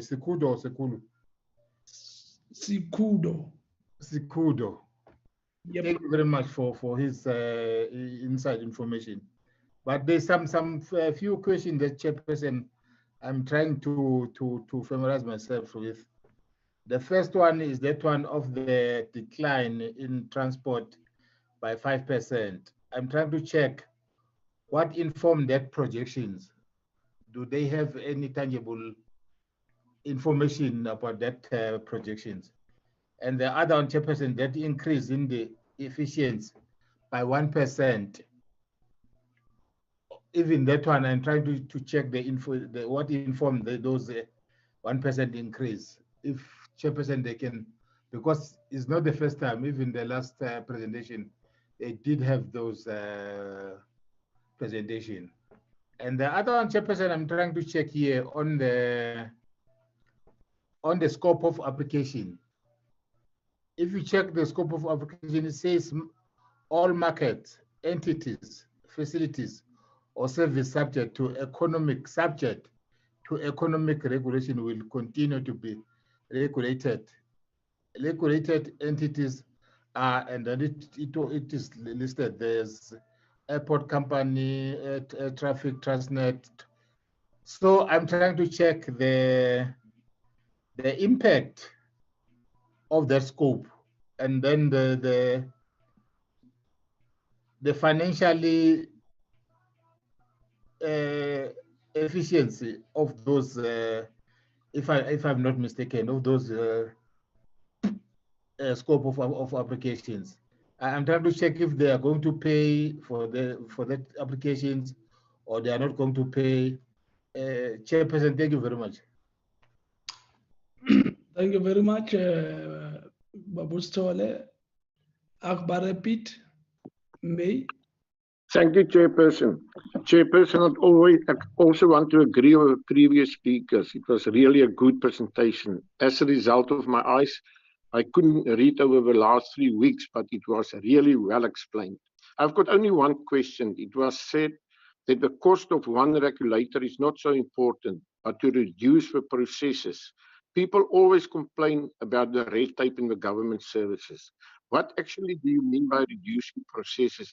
Does it include the so-called red tape? Thank you, Chairperson. Dankie Akbar Liede. Let us know Akbar Liede Makosini Shabangu Fat, and that's the last spreker. Ja, meneer, baie dankie. Ek kan nie suiwer Afrikaans praat, maar ek sal probeer. Let me also accept the presentation. Under National Road Traffic Regulation, how are you going to implement it? Because the taxi industry does not really want to unite even today. They all want to be treated with the same gloves, of which the government is not prepared to do. How is the department going to tackle this matter? I want clarity. 2, the minister alone has the power to put in place the board. Why the minister alone? Why don't we make it a point that the minister is helped at least by 2 members of the portfolio committee to appoint, so that when things goes wrong, we don't say it was a one-man show, but it was our problem. Thank you, sir. Masbonge Ngwane. That was the last speaker.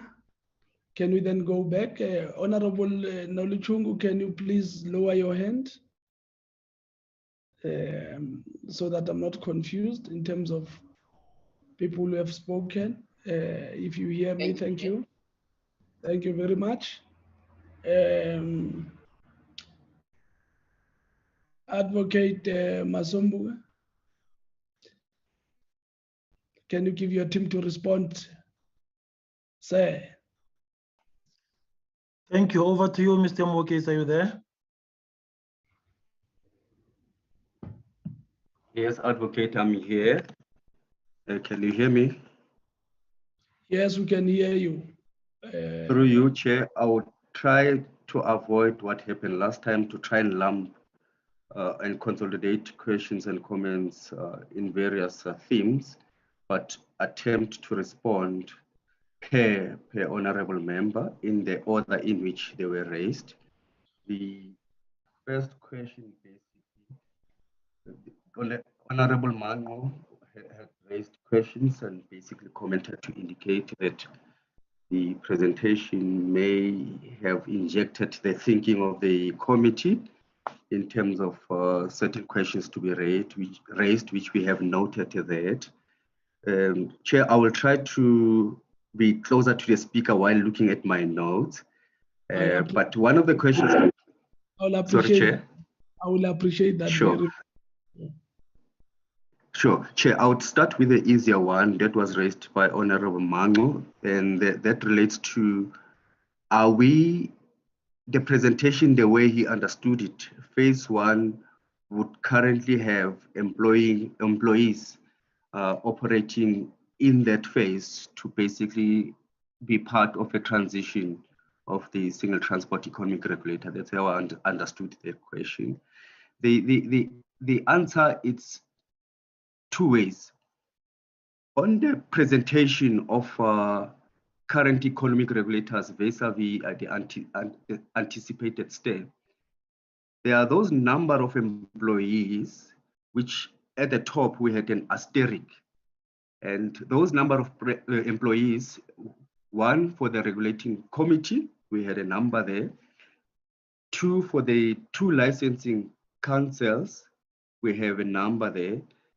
Those employees are employed in the department. I think the third category is the IREC, which is the interim economic regulatory capacity there. So those three entities are supported by current employees of the department, whom would then be considered for migration in the single transport economic regulator, some of which could be utilized to support the intended transport economic council. So that part, indeed, we have a component of employees that currently does some work with respect to economic regulation. It's a case of moving them to a particular building and continue with the work that relates to their scope of work. Similarly to the Ports Regulator of South Africa, it has employees and it does economic regulation. It's a case of migration to phase one by physically ensuring that they are under one house, and therefore they provide standard economic regulation in the transport sector. The second question which was raised was, we are talking about level 6 or whatever level we are talking about, but in this case it's level 6. The level 6 that we are talking about, we're pitching the CEO to the level of a DG, because chief directors level 14, DDGs are level 15. So the current anticipated salary is at level 16, which is a DG level salary.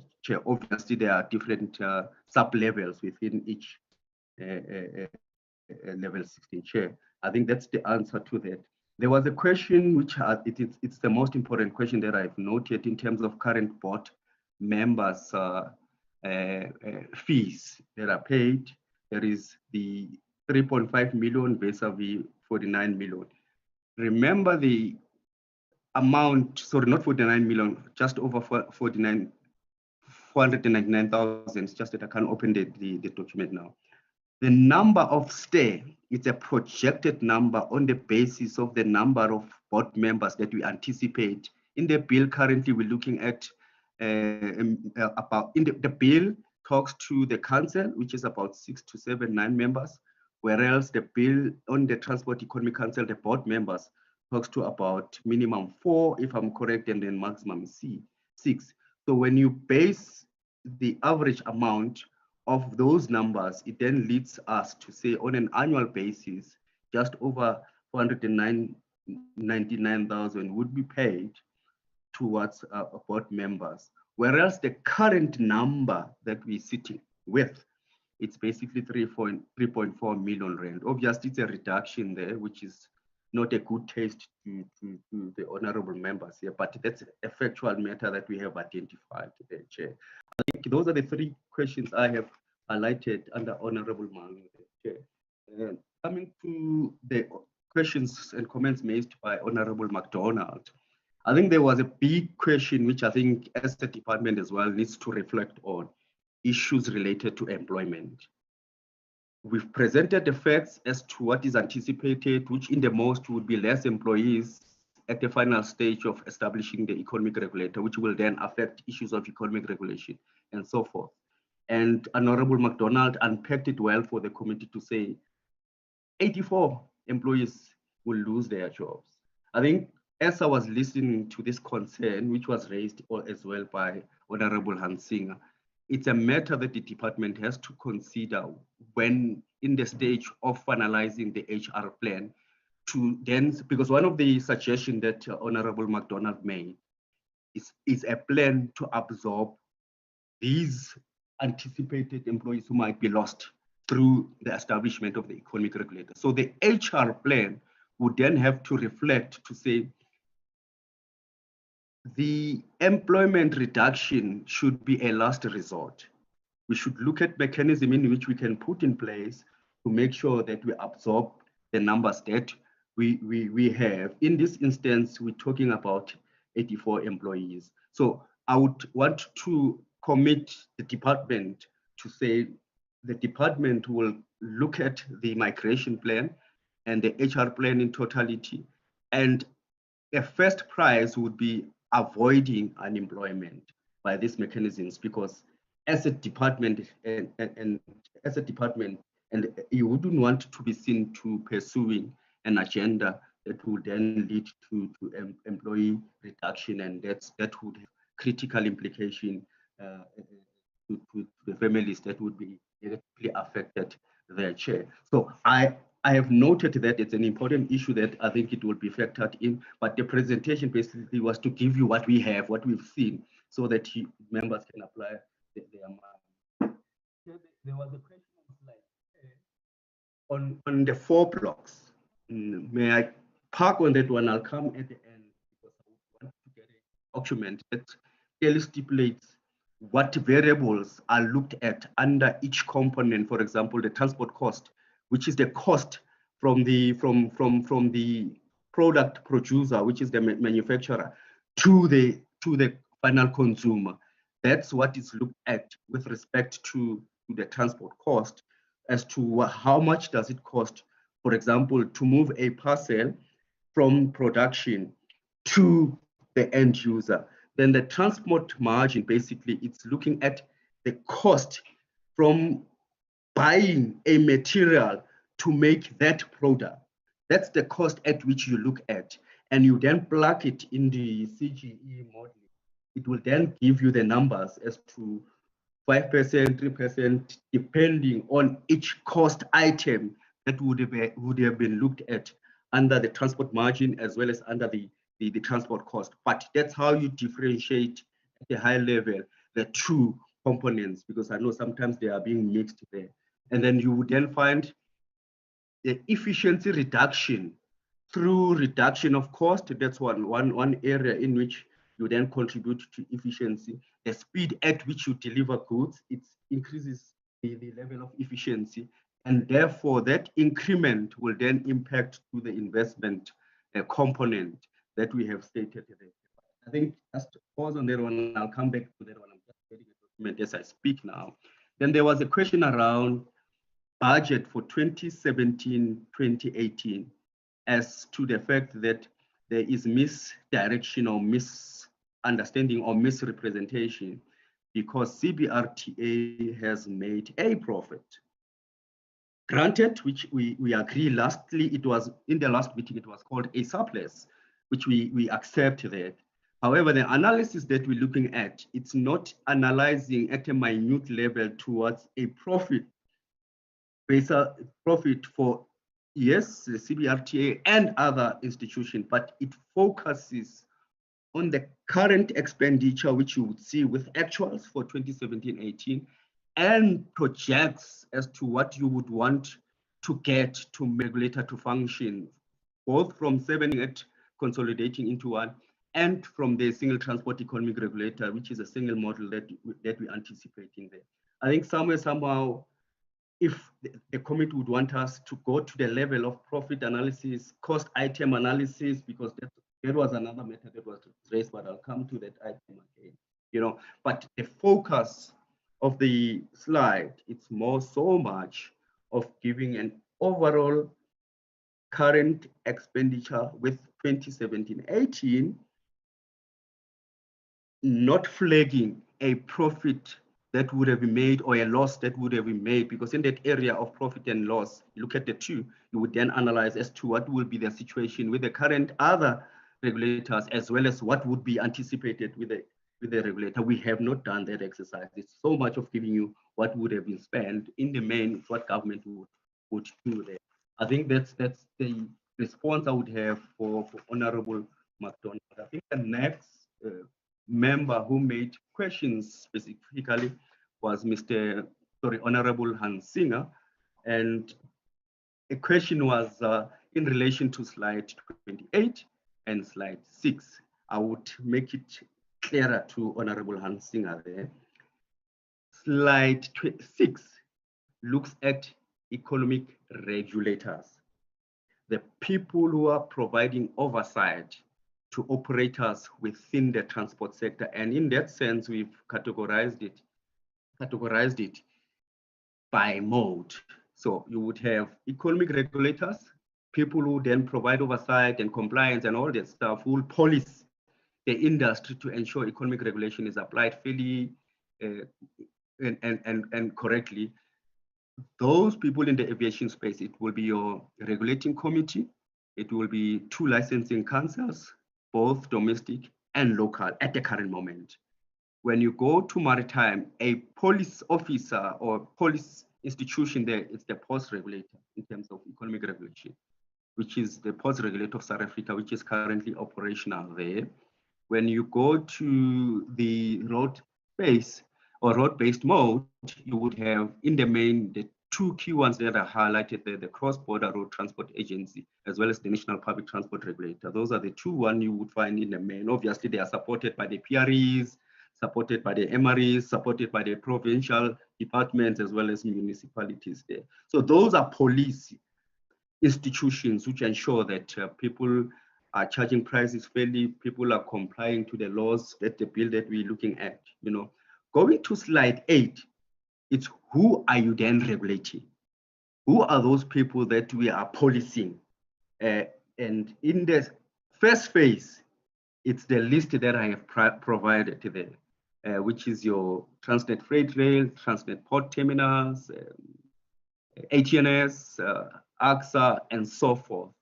And you would then have a similar situation of the regulated entities that you aim to police under phase 2, which we're looking at licensing councils.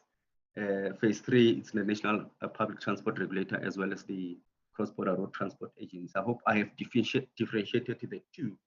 So the step would consolidate slide 6 into one entity. And that's slide 6 entities, which would be under STAIR, would then provide policing functions and responsibilities to ensure slide 22 entities comply to economic regulation. Fair prices are set, equitable access is given to infrastructure related matters and so forth. I hope that one I have explained it quite well.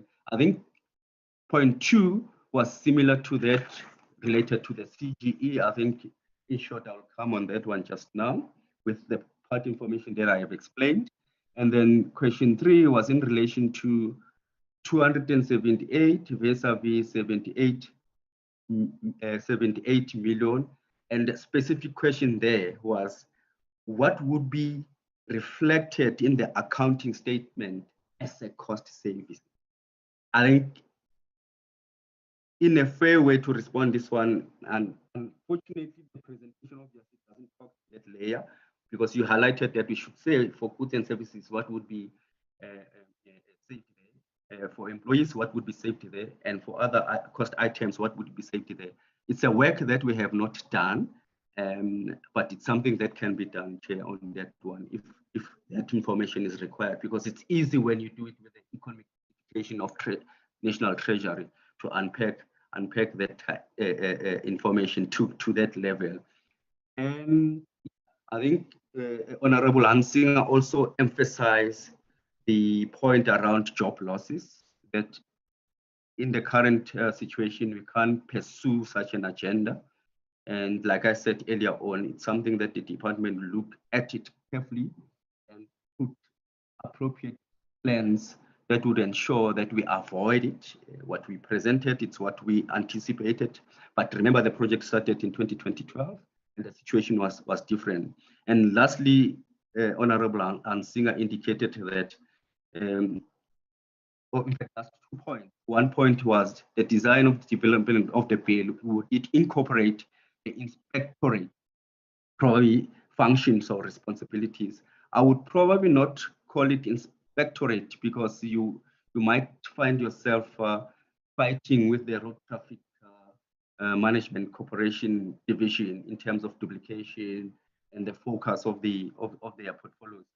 There would be compliance officers who would ensure that the bill is enforced, who would ensure that what is needed to be done by operators by consumers or the public is implemented as such, and where it is necessary, action is basically taken. So indeed, there would be a section,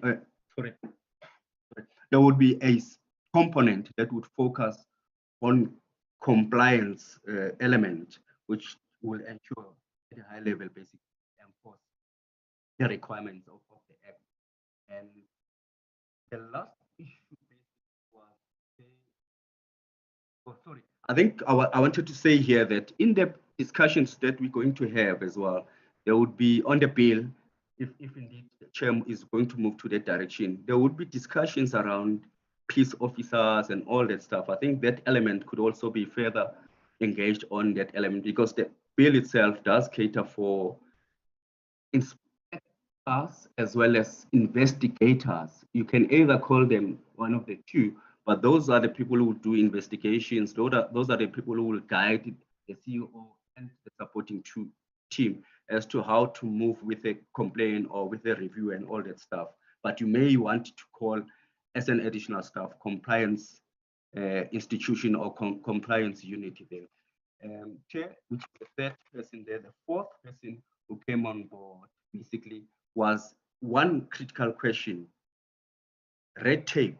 If we're talking about reducing processes and systems, are we also mentioning issue of red tape? The answer is yes. Let's give you an example. Transnet has about 4 divisions reporting to it. In the maritime sector, it's Transnet National Ports Authority and Transnet Ports Terminals. And you then have Transnet Freight Rail, which is in the rail space. Then you have Transnet Pipelines.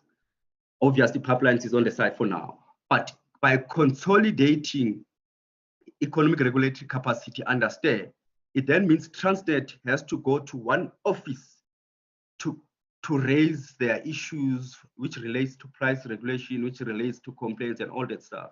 They don't have to go to different institutions which would have different processes and systems as to how to process complaints. So in this instance, when the bill is effective, you would have Transnet from Transnet Freight Rail or Transnet National Ports Authority directly going to one institution and lodge a complaint. There would be shared information within the regulator, which would be provided by different modal executives to share what was received from Transnet at a certain point, which relates to the processes and systems that Transnet would have lodged a complaint or review or a price determination there, Chair. So I think, yes, indeed, it will reduce red tape and it will help to fast track compliance from regulated entities, particularly from the side, and possibly they could reduce their costs of access, for example, which can be channeled today or cross-subsidized to that level, or could be channeled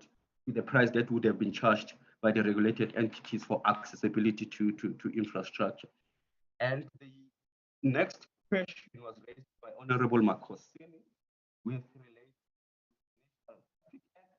implementation vis-a-vis the taxes. May I request not to answer this one? I think it's within the domain of the officials dealing with this act. I think they would be better asked to address that question. But if you look at the plan, long term is to incorporate both the National Public Transport Regulator as well as the Cross-Border Road Transport Agency, which would then bring certainty from that level, from an economic regulation point of view, where taxi fares and taxi prices would then be determined, and guidelines given as to how the taxi industry and associations and so forth would have to charge. Then the last point Kosini was, why is it the minister who appoints the board? Can't we extend or change that process to wherein 1 or 2 members of the portfolio committee participating in that exercise? I think it's another matter that was discussed in the last meeting. I think it may be discussed again and finalized today, but the position of the department obviously is to ensure independency in the processes and system, not so much on the appointment process and who leads the appointment process, which we feel the position is correct from our side, but obviously will be guided by the portfolio committee because there's a different approach that is being proposed to be adopted there. So the follow-up discussion after this one will guide on that matter, Chair. And the last one. Yeah, I think that's about it. Okay, the last comment. Okay, I've made a comment on Honorable if I got the name correct there. Oh, sorry, there was a couple of questions raised by Honorable Nogutungu. In fact, it's two main questions that were raised there. One relates to the budget expenditure, as to it does not reflect on the salary that would have been assessed as to what is currently paid to the employees, which that slide reflects a slide that talks about board members' remuneration.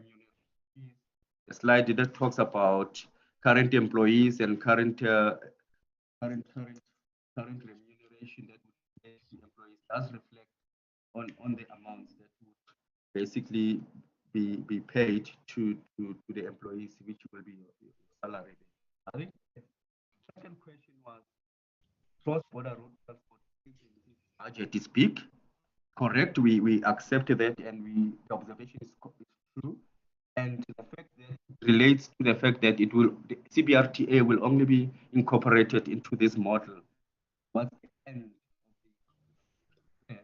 it's a concern that some of the budget that we would have needed would probably come to the. Sorry, Chair. You keep on moving away from the mic, and members may come back and say they did not hear you. Sorry, Chair. On the last one, I'll repeat. Questions raised by Honorable Nogulunga are three. One relates to the budget expenditure, specifically the salary item. From the presentation we've made, the slide is slide 11. I think slide 11 does reflect on the number of employees that are currently there in different regulators and the amount at which it's spent to those number of employees. If you remember, there was a point that 200 employees are currently being employed, and the state would need about 78 employees, and the current expenditure that is directed towards employees, it's about 336 million rands, yeah, roughly, Chair. So there is reflection on that point. Then the second point that was raised was on CBRTA being considered to be incorporated at the last or the tail end of the implementation plan, which is stage 3, as to the fact that the budget item of CBRTA might be needed at the beginning of stages, which is stage 1 and 2. The answer from our side, not exactly, but this area could also be flagged when discussions is held with National Treasury, because I've raised the fact that some of the components, the CBRTA, dealing directly with economic regulation, and you would want to see how you migrate those to the current regulator. Okay. And another question was that, given that transport sector is a game changer, Chapter 2 seemed to be moving towards privatization of rail. From where we sit, the answer is no. It's not the domain of this bill to talk about policy development and policy prescripts. They're about to be concluded. A rail policy will make a determination of the kind of policy program that government is going to roll out going forward. But Chapter 2 specifically provides a framework of access arrangement in the rail space, because we don't have that framework in any other legislation. This work has been done by in the main chair. And lastly, the question was, how do we cut the budget? I think it's another exercise that we can embark on. I think that's about it. But I think the most important point there was, which as a comment raised by the honorable members, is the fact that the department has tried to respond to some of the questions, and the department would like to appreciate the questions raised and the comment that has made. Thank you so much, Chair. Thank you very much, Mr. Muyeketsi Sikudo, through, of course, Advocate Masombuga. Honorable members, we will make our input as we move on this matter. Thank you very much. Because the bill is ours. It's 11 hours. Can we then go back to our business of the day? Advocate Nell, are you here? Yes, Chair, I'm here. I hope you are well and well rested. We ended up at on part B, if I'm correct, clause 46 to 49. That's where we ended on Wednesday. Am I representing you well, Advocate? Yes, Chair, you're correct. We're going to carry on from clause 50 today, which is the finances. So it does help that the department addressed some of the concerns. Laat ons gaan die sondering die water advocate. Okay, Chair, I just increased the size of the font. I hope it's nice and clear for members. Well, in terms of age, also think of those members who are already above 50. They may have problems. For me, it's fine. Okay, Chair, there we go. Hopefully that one is going to be better. That's better. Okay, okay, Chair, on the finances, just recalling that we had a bit of a question from our members regarding the fees, because there's some definition of fees, but not other fees or other monies. So this is where it comes in this clause 50, where they indicate how the regulator and the council, where will they get their money from. So there will be some money coming from the department, through the appropriation bowls, other fees payable in terms of the Act. Members will see as we carry on further down, there are some penalties that can be introduced. So those penalties will fall under other fees, but the members' concern regarding the definition about other fees was noted in the previous discussions.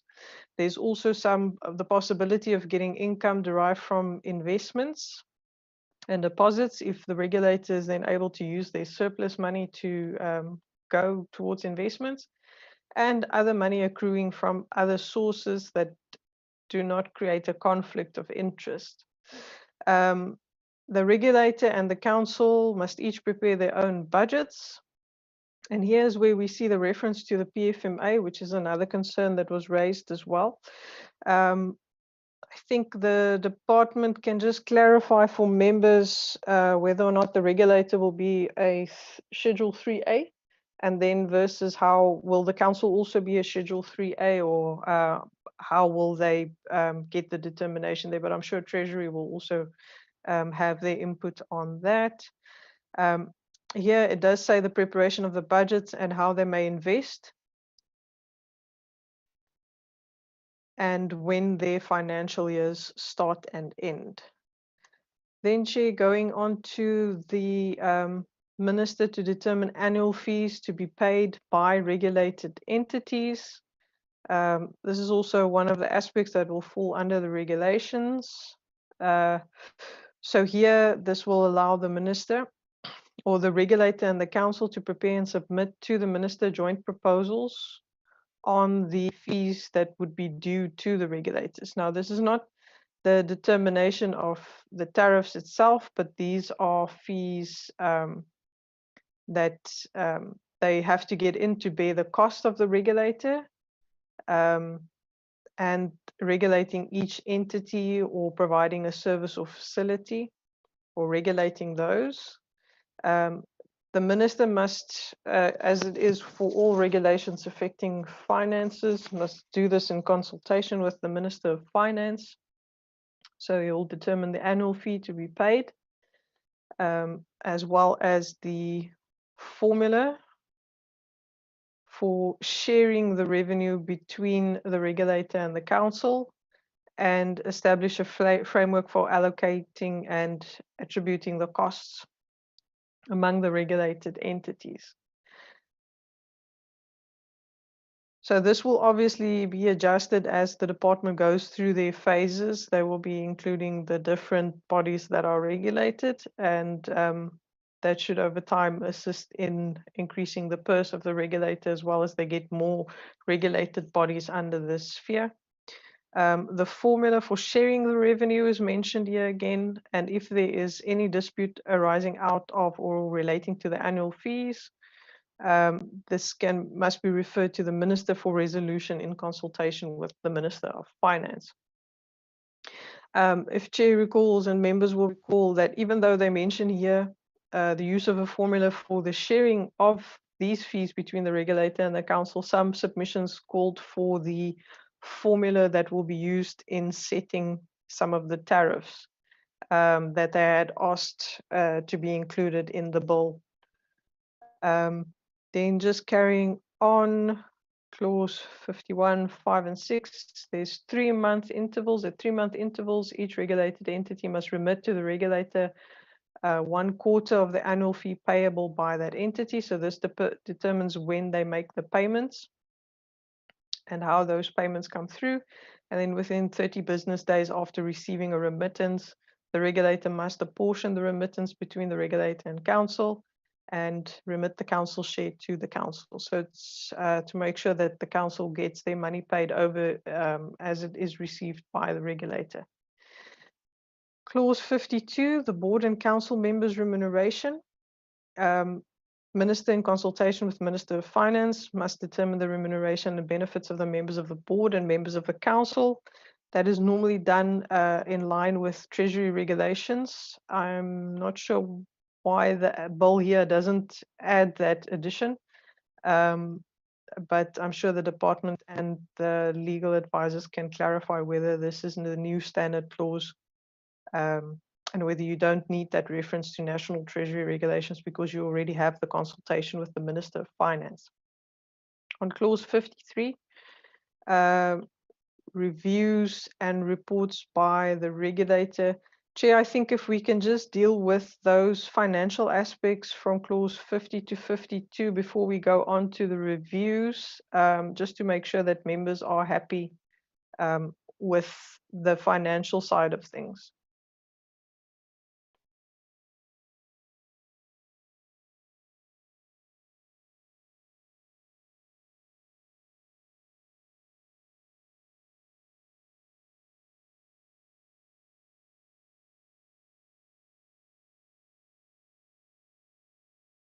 Chairperson. There's somebody who's not a member here, whose hand is up. I don't know whether it's by mistake or what. The person's name is Raksha. Oh, this is our State Law Advisor. State Law Advisor. Thank you very much. I can see that. Ms. Raksha Haricharan. Thank you, Chair. I'm State Law Advisor regarding the bill.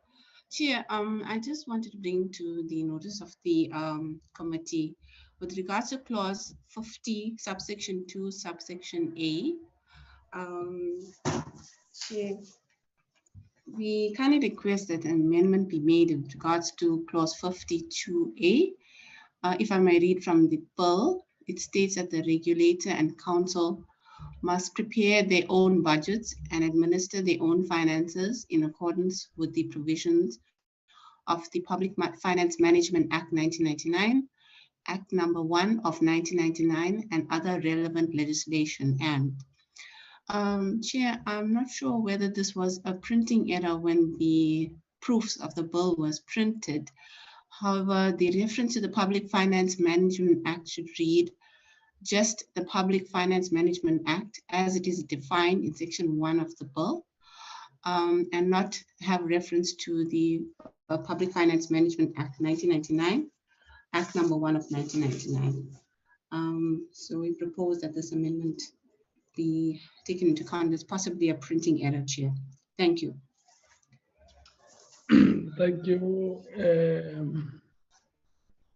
I'll soon be called your learned friend. Thank you, Ms. Raksha Haricharan. Thank you. Are you going to lower your hand now? Thank you very much for that. Honorable members, any take from members except for this issue? If there's any take, let me see hands.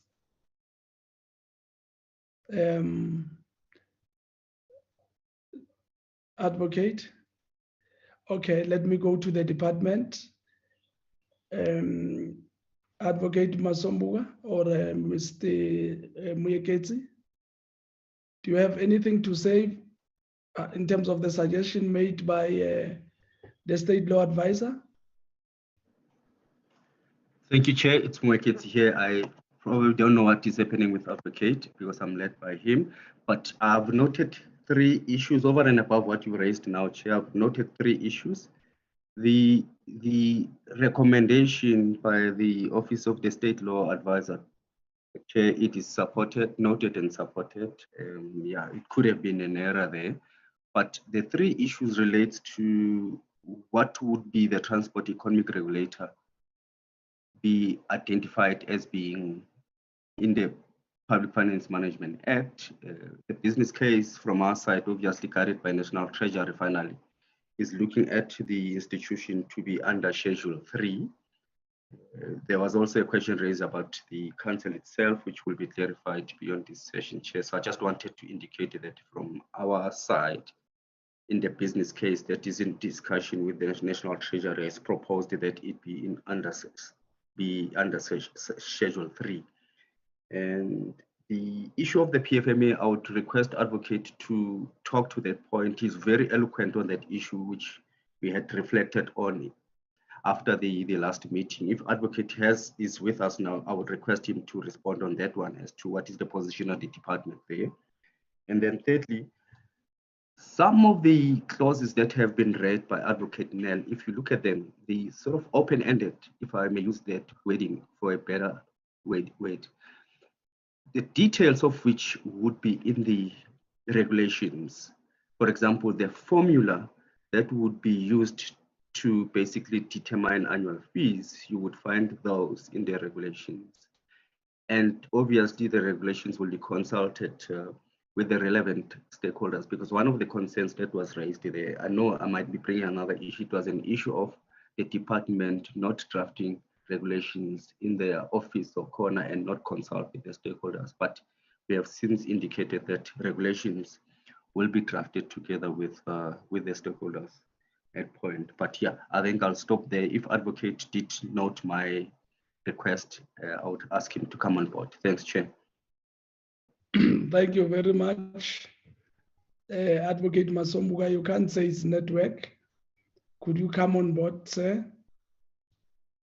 Thanks, Chairperson. I was in and out. I didn't note the request of Mogezi, but I managed to listen to his response. You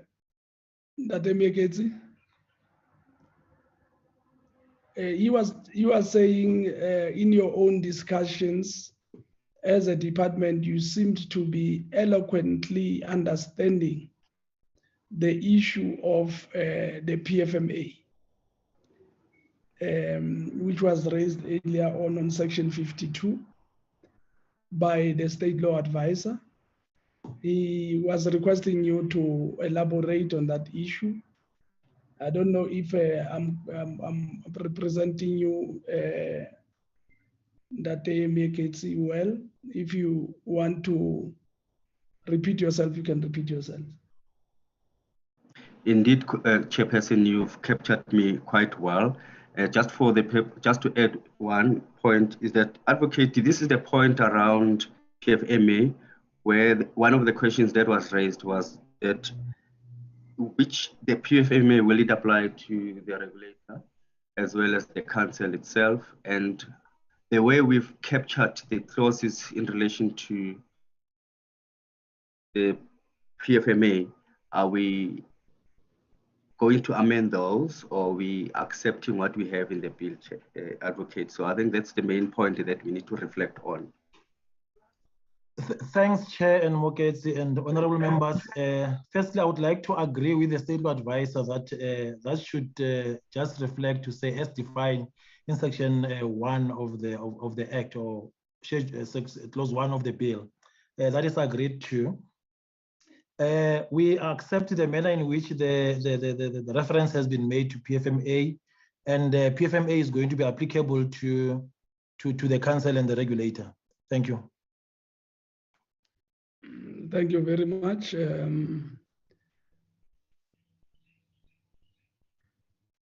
I see I see also a hand of a person I don't know. I might have forgotten. Theo Hercules. Who's Theo Hercules? Good morning, Chair and honorable members. My name is Theo Hercules, and I'm with my colleague, Ms. Raksha Harisharan.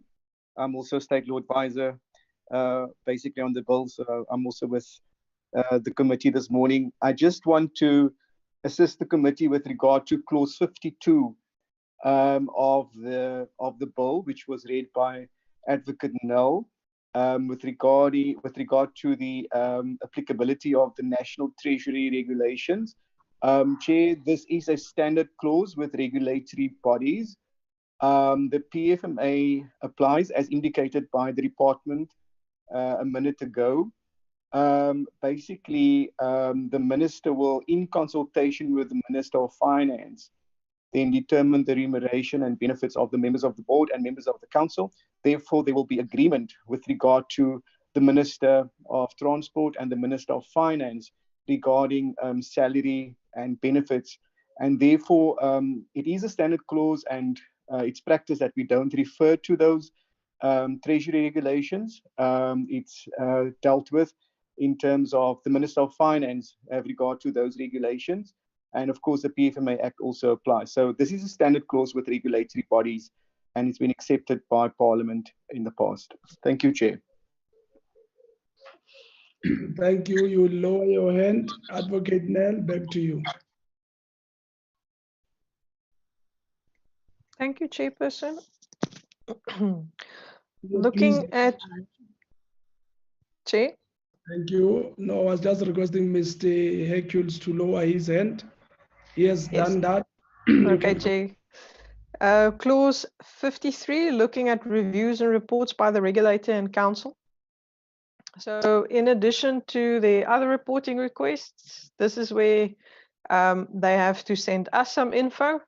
They are required to bring us their annual reports, as well as all the other documents that we are used to receiving. But this clause focuses specifically on the annual reports and what the annual report needs to contain.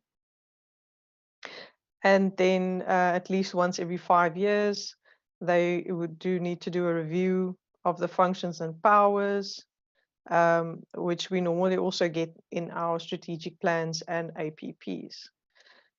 Chair, then just going on to the regulations, members will recall when we had the discussion on the regulations initially, the advisors did refer to clause 54,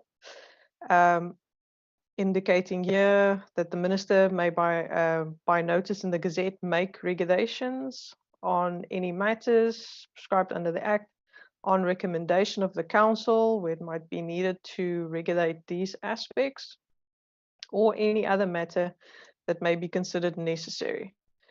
By making the regulations in terms of subsection 2, the minister must publish the proposed regulations in the Gazette for a period of at least 30 business days.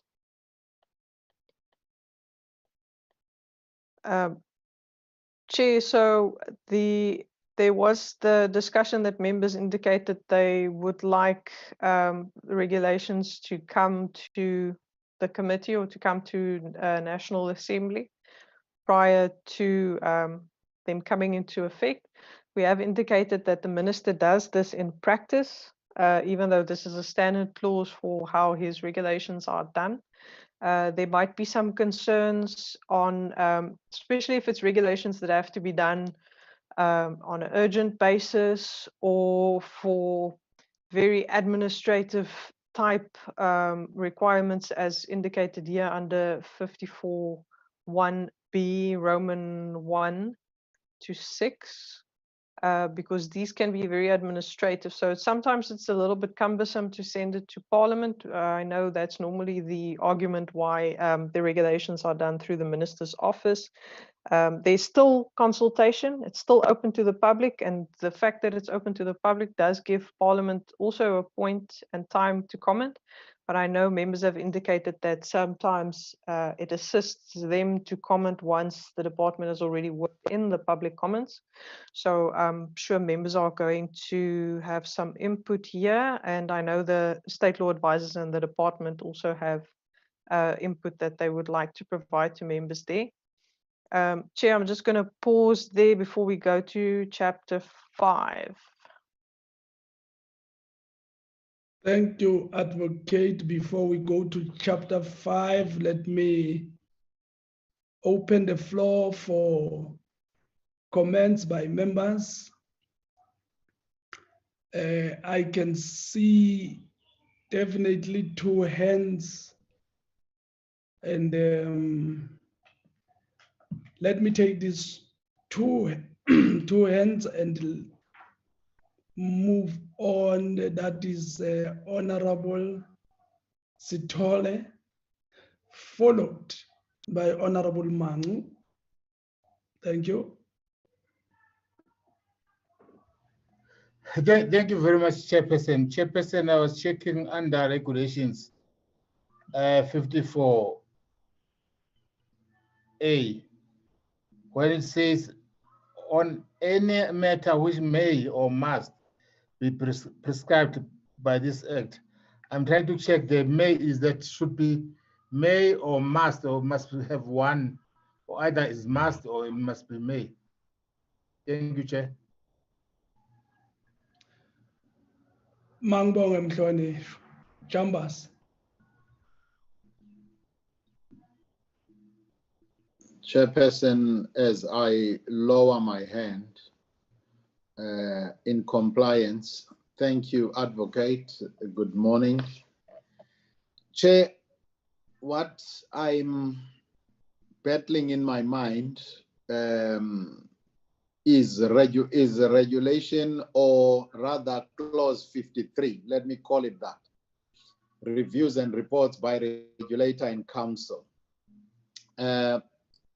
Particularly my concern is raised by subsection 2, which is straightforward, no issue with the subsection, but it triggers the intent of the legislation that is before us, or the bill, vis-a-vis what we were just presented in terms of the budgetary implications. In essence, we are establishing 2 entities here.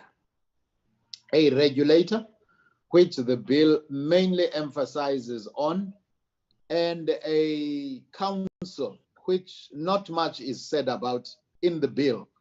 That is my understanding. However, here it comes out very well, and I went back to the definitions and clause 46, talking about the establishment of the council. It is very clear that it's establishing, it is a juristic person outside the public service. So, but when we were looking at the financial implications, if my memory serves me well, there was very little mention about the costs that are brought upon the fiscus by the council, its remuneration and all those, but more emphasis was made on the regulator itself.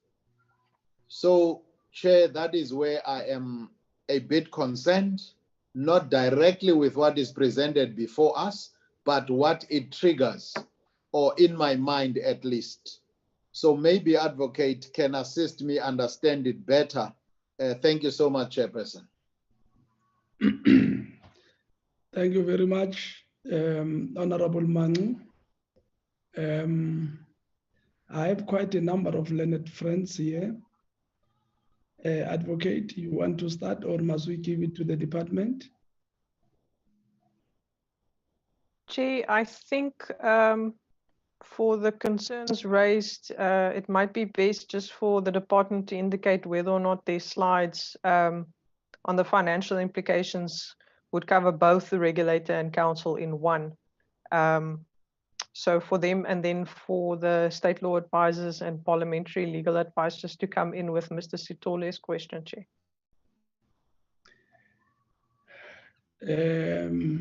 Umnyango wezokuthutha masinizweke. Baba, Mr. Mugezi, can you respond to that?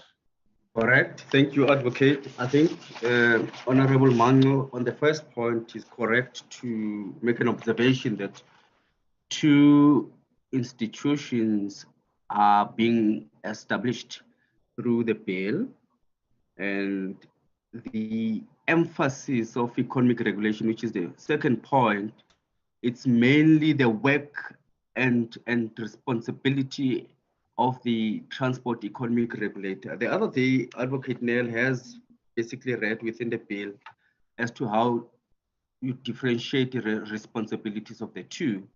But the bill, given the fact that we're looking at economic regulation totality within the transport sector, most of information is in relation to the regulator. The council, the bill puts in place that institution to look at complaints and reviews, obviously operating within the space of economic regulation.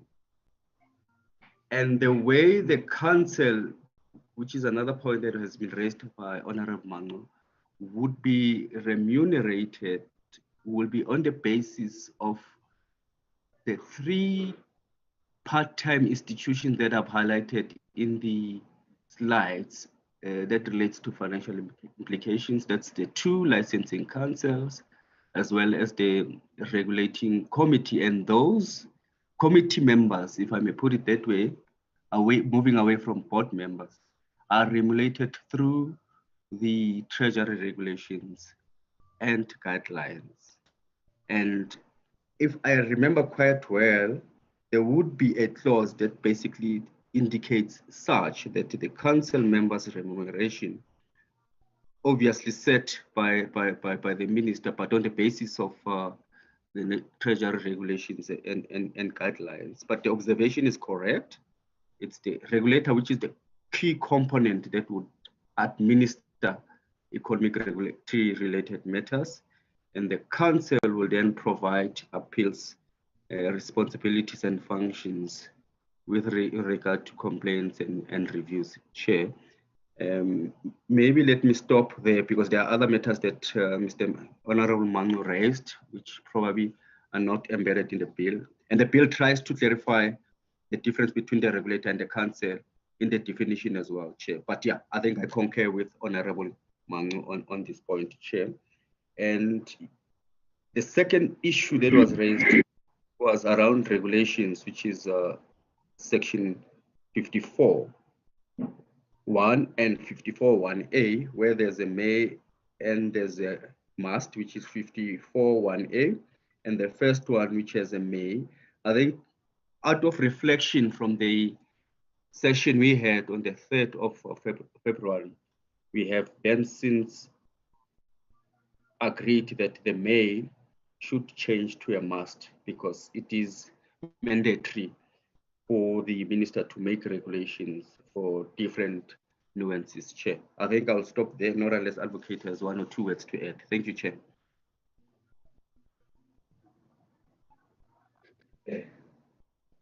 No, I'm covered, Chair. Thanks. Thank you very much. Advocate Nell, can we continue? Yes, Chair. Okay, then we move on to chapter 5, the enforcement. Maybe just before we move to chapter 5, yeah. or there's somebody also who has an issue with us moving to chapter 5. Let me hear. It's me. I thought the hand will be very long. Sorry that I just spoke. My apologies. I didn't hear, therefore, what is the resolution in terms of my question, because Ntatesi Kudo is agreeing with me. So what then does it mean? Thank you, Chair. It means you are right. That is Kudo. Chair, if you may allow me to leave this matter with the honorable members to decide on it, but the position of the department out of the analysis, the research and all that stuff, this is the adopted model that we think will best resolve the matters related to economic regulation administratively and through enforcement, as well as creating a tribunal of some sort for complaints to be listened to, which may be coming from the public, coming from regulated entities, as well as coming from the regulator itself, Chair, because it was discussed in the last meeting that we need to avoid administrative costs where people will go to the justice system. We need to avoid the red tape and all that stuff, which is why the council has been put in place there, Chair. Thank you. And somehow it's a similar method, which I think it will come again to what the Competition Commission arena has adopted. It's the Competition Commission. The focus is on administrative enforcement and compliance issues, and then the Competition Tribunal that looks at issues of reviews, appeals, and so forth. Thank you, Chair. May I request that a decision would be considered and made by the House. Thanks. Honorable Manu.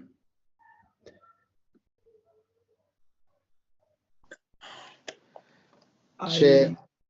Yes, sir. Yeah, I will rely on your guidance, Chair, on this one.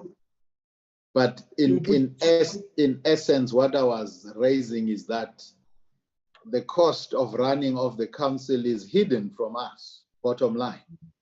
Yeah. And yet there are two institutions. Obviously, I understand the intent, I understand the institutional arrangement, no queries, the need to submit annual reports, but the cost thereof is hidden in front of us. That is the bottom line. So that is the point I was trying to raise. Hence I said, without belaboring it, because it doesn't have necessarily at this point any change that I would recommend to the bill before us. Yeah, however, sure. Your guidance into how we navigate that will be appreciated. Thank you, Chair. Yeah. Advocate Masombuga, is it possible for us to have a clear indication in terms of the concern that has been raised by honorable member in terms of the clarity or the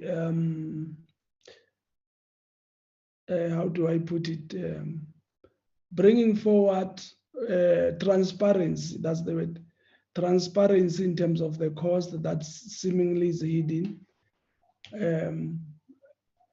Is it possible?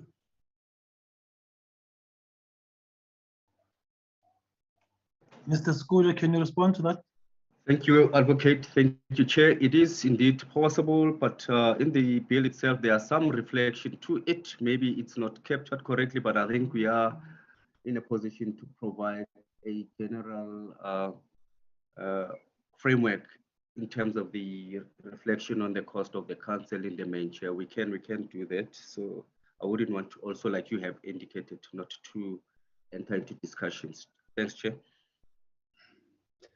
Yeah, make it a bit clear. I think as we move forward, that was the concern. So let's clarify that in terms of capturing.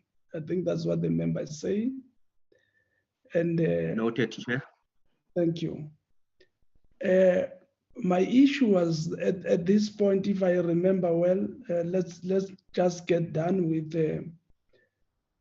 what we agreed that we'll shelve a bit in terms of the committee being part of the decision or the processes in appointing members, if I still recall well. That request was made by our legal advisors. Are you ready to advise us, or we must shelve it for a later engagement? Legal advisors?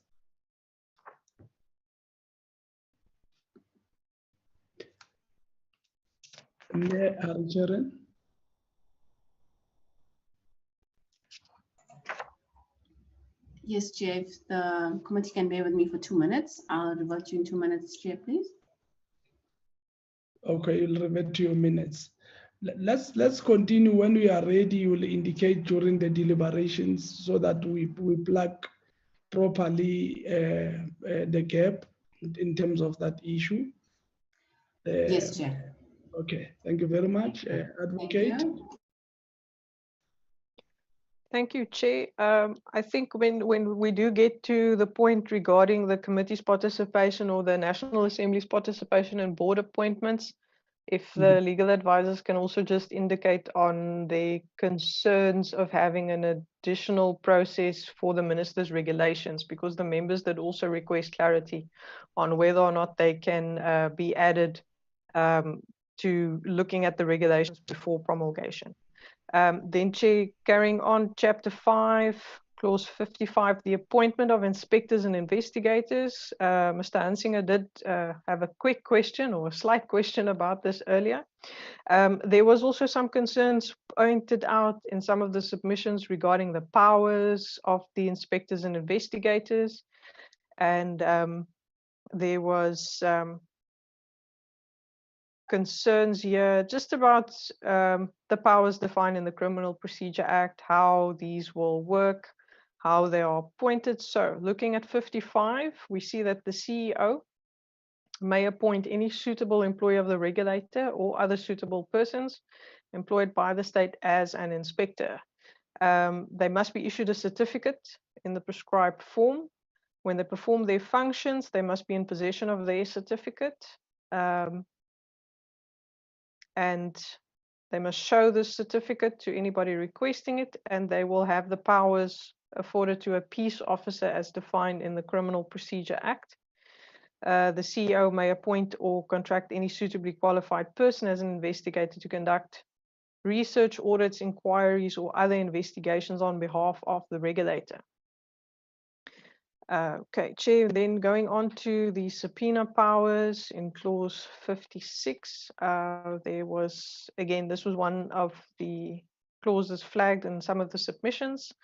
And then there's also the possible questions or conflict on when you do want to implement the subpoena powers, do you first need to make use of PIA's access to information request before you issue the subpoena? And then moving on from there, Chair, but this is just the outline of who can issue subpoenas, who can sign for subpoenas, and what those subpoenas can have as an end goal, either to appear or to deliver or produce information. So, Chair, we'll see here at any time during an investigation, the CEO or any other executive officer may issue the subpoenas. These subpoenas must be signed by either the CEO, an executive officer, or an employee designated to do so by the CEO. They may be served in the same manner as how subpoenas are served in criminal cases. These people will appear before them to deliver books, documents, or in-person interrogations and questioning under oath. These books or informations can be retained, and it says here for a period not exceeding 2 months or such longer period as the counsel or application on good cause shown may allow. Then on subclause 4, They are not obliged to answer any question if the answer is self-incriminating, and the person asking the questions must inform the person of the right set out in paragraph A. Just going on to 5, no self-incriminating answer given or made may be used against those persons. So, Chair, even though these powers are there, I know there might be an issue raised by some of the legal advisors because there's no reference there on when the person appears here in subclause 4, whether or not they're allowed to have legal representation, especially when they are subpoenaed to appear.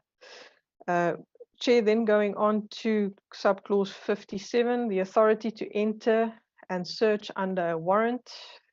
These warrants may only be issued by a high court or magistrate. It's if there is the belief of a contravention of the act, anything concerning investigations, if people are in the possession or control of information that the regulator needs or the investigators need. The warrants will allow them to identify premises, enter and search, an authorized inspector or a police officer to enter and search the premises. It's valid until one of these following events occur. These are very standard search and seizure clauses, Chair. So I'm going on to clause 58, powers to enter and search. This one obviously goes with clause 57. They may enter, search premises, search persons, examine articles, request information, take extracts from documents, use computer systems, seize any output, and attach those documents for safekeeping if required. Chair, we must just bear in mind that these two clauses will often come in if information is not forthcoming from whether it's regulated entities or persons that may have laid complaints. So we have these powers giving the investigators quite far-stretching powers to request information or even take possession of information and make copies thereof, whereas we have the converse clauses protecting confidential information and that some agreements may be taken on confidential information. So we just need to make sure that the clauses don't contradict each other and that those powers are still protected. In conducting an entry and a search, clause 59 is also standard clauses that you will find for provisions that allow such searches. Female persons may only search female persons, the same for male persons. Here we do get the reference in subclause 3 to their right to legal advice. But this is as it relates to the searches. It's not necessarily as it relates to the subpoenas and the interrogations in terms of the subpoenas. Here we come to that clause 60 on confidentiality of information. This was read out in the previous meetings, Chairs. So this is submitting information to the regulator or per the investigator. So they just must make sure when they do their search and seizures and their copying of information per their powers that they bear this clause in mind. This is also where the regulator considers whether or not the claims of confidential information is valid and then to make rulings thereon. And then we move to the powers of the court, Chair. After clause 61, I'm just going to pause for members there. These are the powers of the court in addition to other orders. The court, considering the matter, may order a person to alter or discontinue conduct inconsistent with the Act, make any order specifically contemplated, or award damages. Chair, I'm just going to pause there for members' input. Advocate, your pause is on clause 62. point 2. Am I right? Yes, Chair, when we come back, we'll carry on with clause 62, breach of confidence. Let me take a state law advisor by the name of Mr. Hercules. Thank you, Chair. Chair, just on the issue of the outstanding question on regulations that was raised by the members in the previous section of the bill that was discussed, most particularly clause 54(1)(a). Basically, Chair, the regulations, this particular clause deals with regulations. The term prescribed is defined in clause 1. Basically, it says that where the word prescribe is used, matters will be prescribed by way of regulations. Now, all over the bill, Chair, the word prescribed basically when the word is used, then those matters will be prescribed by regulations. But clause 54 deals particularly how the regulations will be made or be issued. It says in 54(1)(a), the minister may, by notice in the Gazette, make regulations. Now, those preceding words to paragraph A of clause 51 basically indicates the minister will be empowered to make regulations. Now, the clause paragraph 1A reads, the minister may make regulations on any matter which may or must be prescribed under the Act. Now, there was a question with regard to the use of the word may or must. Chair, I just want to indicate in some instances, the word must is used. So basically it indicates, it basically depends on the context and also depends on what must be prescribed and the circumstances pertaining to what must be prescribed. Therefore, we've used the word may or must in paragraph A. If the committee feels more comfortable with maybe changing it to required or permitted, that will also be acceptable drafting practice, Chair. So we would ask that the matter be retained, or we can propose the change, the amendment to substitute it with required or permitted, if that suits the maybe just the issue of grammar. Then, Chair, with regard to the process of regulations, in subclause 54(2), it says, before making any regulations in terms of subsection 2, the minister must publish the proposed regulations in the Gazette for public comment for a period of at least 30 days. Advocate Null was correct to indicate that this is the process where the public is involved, and even Parliament as the legislature can also be involved in this process. She also indicated correctly that the practice is that these regulations are referred to Parliament for consideration. So, Chair, this is the practice, and one must also, in looking at regulations and the power to make regulations, one also have to look at the activities of the regulator in question, and these are all regulatory matters. And if you look at, for instance, 51(a)(b), what must be prescribed, forms, time periods, information to be required, filing, all those matters, manner and form issues, these are regulatory issues, and one must also look at it because it can become quite cumbersome, as Advocate Null indicated, to have also to send these matters for Parliament's specific input in legislation, whereas there is a practice. But ultimately, it's Parliament's prerogative as to what Parliament wants to, how Parliament wants to look at this particular. Now, Chair, we are fine, and we are of the opinion that it is constitutionally sound and legally sound the way it is drafted. Thank you, Chair.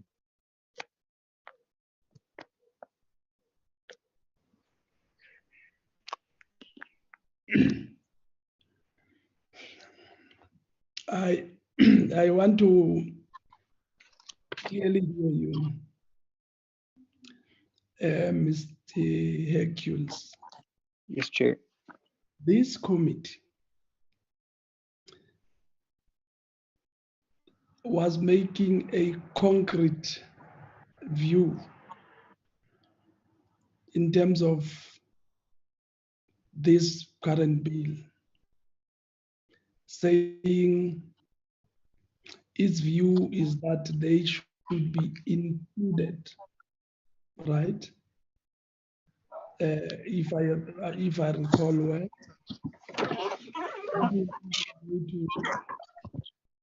the inclusion of the committee when it comes to the appointment of the board members. That was last week. Now, as I hear you giving explanation, you are clearly saying, in terms of your articulation, as legal people, you have seen nothing wrong about the current proposal from the department. I think the issue was not the committee seeing anything about the current proposal. The issue from the committee standpoint was that they have a view that they must be more involved in terms of the processes of formation of regulations and even appointments of board members. And in fact, that decision had already been taken, if I represent this committee well. And then the legal mind said, no, let's consult. We'll come back on the nitty-gritties. What we are expecting as this committee is for the legal minds to say, no, what you are coming up is a process that is illegal.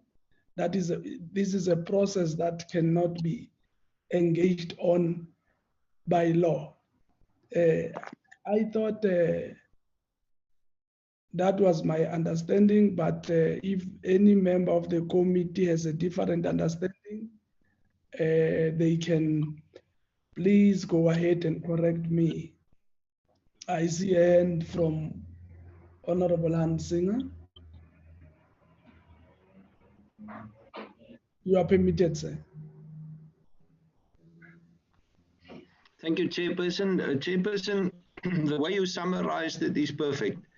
That was indeed the suggestion by the committee as a firm recommendation to be considered for inclusion and amendment of the current format of this bill.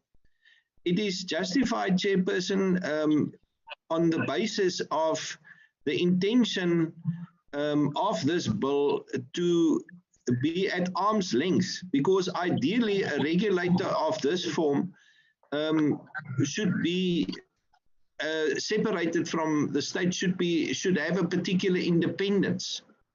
And to improve accountability and to improve on the marriage between a pure state organization, but also to have a form of independence in order to be a trustworthy regulator, the suggestion was then that indeed the Portfolio Committee or Parliament should be directly involved in the selection of the council and the people appointed.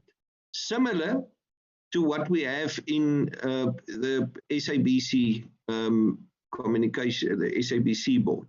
Thank you, Chairperson.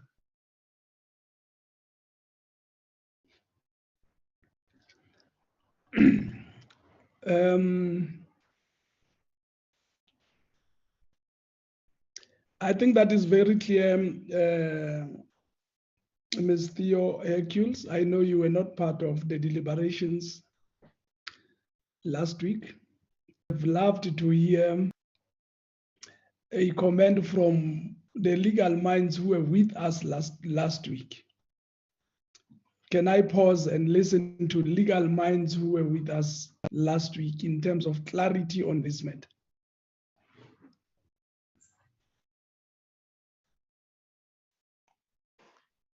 Thanks, Chairperson. It's Masombuga from the department. With regard to the issue of regulation making, am I audible, Chair? I am hearing you very well, Advocate. Thanks. Chairperson, I would like we've already discussed, you remember the National Land Transport Amendment Bill. This matter or this particular point was also discussed at that particular point, whereby we resolved that during the comment period or upon the minister publishing the draft regulations in the Gazette for comment, then the minister will cause a copy of the Gazette to be submitted, sorry for that, to be submitted to Parliament so that members of Parliament can also comment on it. And that is possible, and that is the practice that in other legislations we're already doing. I'm not sure whether that particular suggestion can't apply also in here. If it is acceptable, then we can come up with clause 54 sub 3. Then we can come up with a phrase whereby we put it expressly in this bill that upon publication of the draft regulations, the minister will cause a copy of that Gazette as published to be tabled in Parliament for members of Parliament who can comment on it. That will be my proposal, Chairperson. Then that will also be another way of involving the members of the Parliament in the regulation making process. Thank you very much. At this point,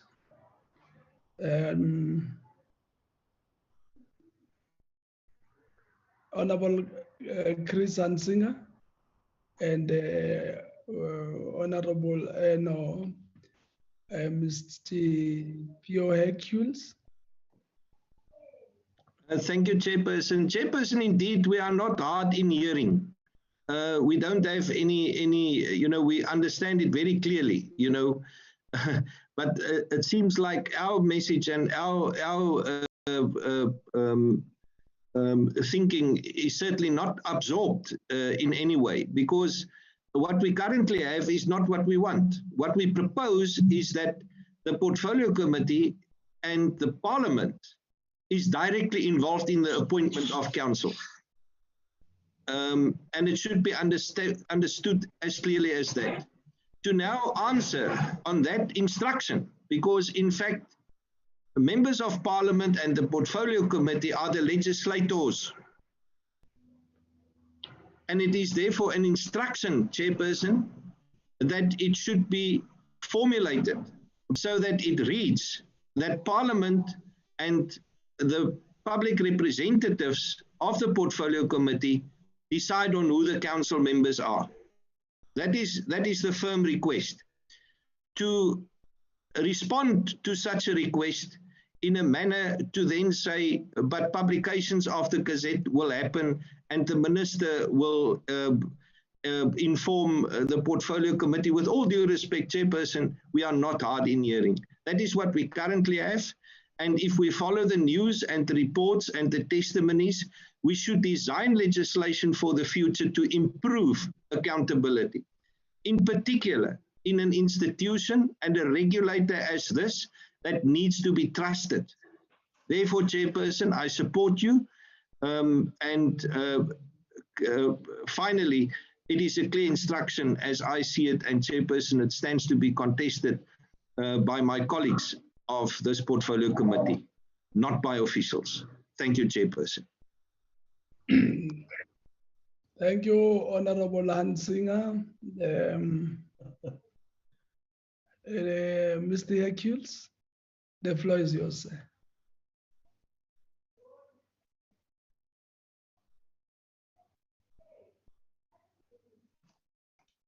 I may be mistaken that you've forgotten to lower your hand, but as matter stands, your hand is up. Wow. Okay. It's an indication that he forgot. Okay. At this point in time, I think there's no need for us to really go in town with this matter. I think what the Honorable Hansinger is trying to say, already last week concerning that matter by the committee sponsored by the Honorable Mang, and it was agreed to The only issue was the request which we permitted by the legal minds to say, let's go and process this thing and come back to you.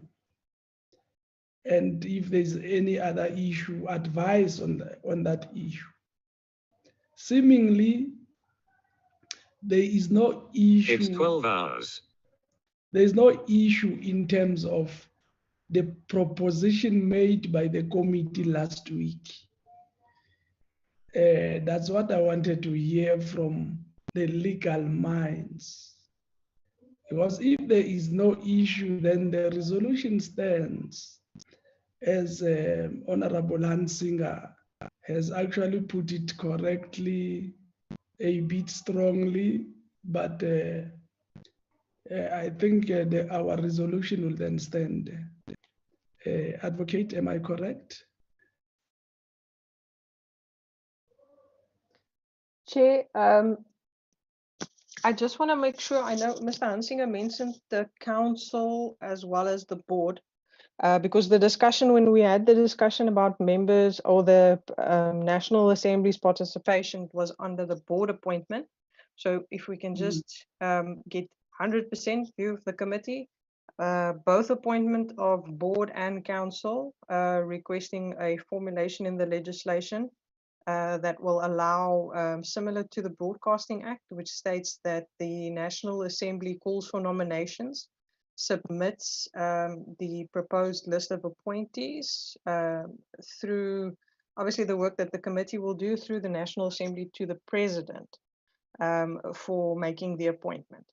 If members are happy with the formulation used in the Broadcasting Act, then members can just say board and council, or if the focus was just on the board, because we just need to make sure they have to be independent of each other. And that was one of the concerns, because even though we'll do the appointments, the other concern was that they do report back to the minister as well. So, but if we can have 100% board and council by members, Chair, then we can just give that to the drafters. I did send them through the extract of the Broadcasting Act. Well, I still want to follow the procedures here. Honorable members, I think we should just clarify that. Honorable McDonald. Thank you, Chairperson. As I lower my hand, complying to the Chairperson's request that we should always lower our hands when we have raised them. Chairperson, I think when we made the suggestion in the previous meeting, we thought by the first presentation that this would have been a combination of actually one thing, but as we went through the presentation today, it's clear that the board and the council is going to be two. So I'm sure that the intention of the committee members were that the committee would be involved in both aspects of the board and the council. So I'm in full of support that both the board and the council must be the same as the SABC board. Thank you, Chairperson. Thank you for lowering your hand and clarifying this matter. Baba umhlonishwa umfe. Chairperson, thank you. Indeed, it is true that it was explicitly the board. However, the addition of the council is fully supported. I would like maybe to caution the committee that we put it in terms of the Broadcast Act, as advocates say, because in my recollection of it, it doesn't make mention of the portfolio committee. It mentions Parliament, and by default, it will go to the right committee there. So yes, we are correct. We are talking the board and the council, and I'm just making that proviso that we are explicit that we are speaking about Parliament, Parliament then would obviously delegate certain responsibilities to certain committees. Thank you, Chair. Okay, let me see, because we have now included council as well. Let me see any hand that is against this new edition. Anybody in terms of members of the committee who has an issue about this? My screen says all the members are in tune and they agree with this. Let me get Umhlonisho Tami Mapena. Well, thank you so much, President. I don't have an issue with the proposal. Just an earlier on comment. I think it was Mr. Sikudo when he was responding.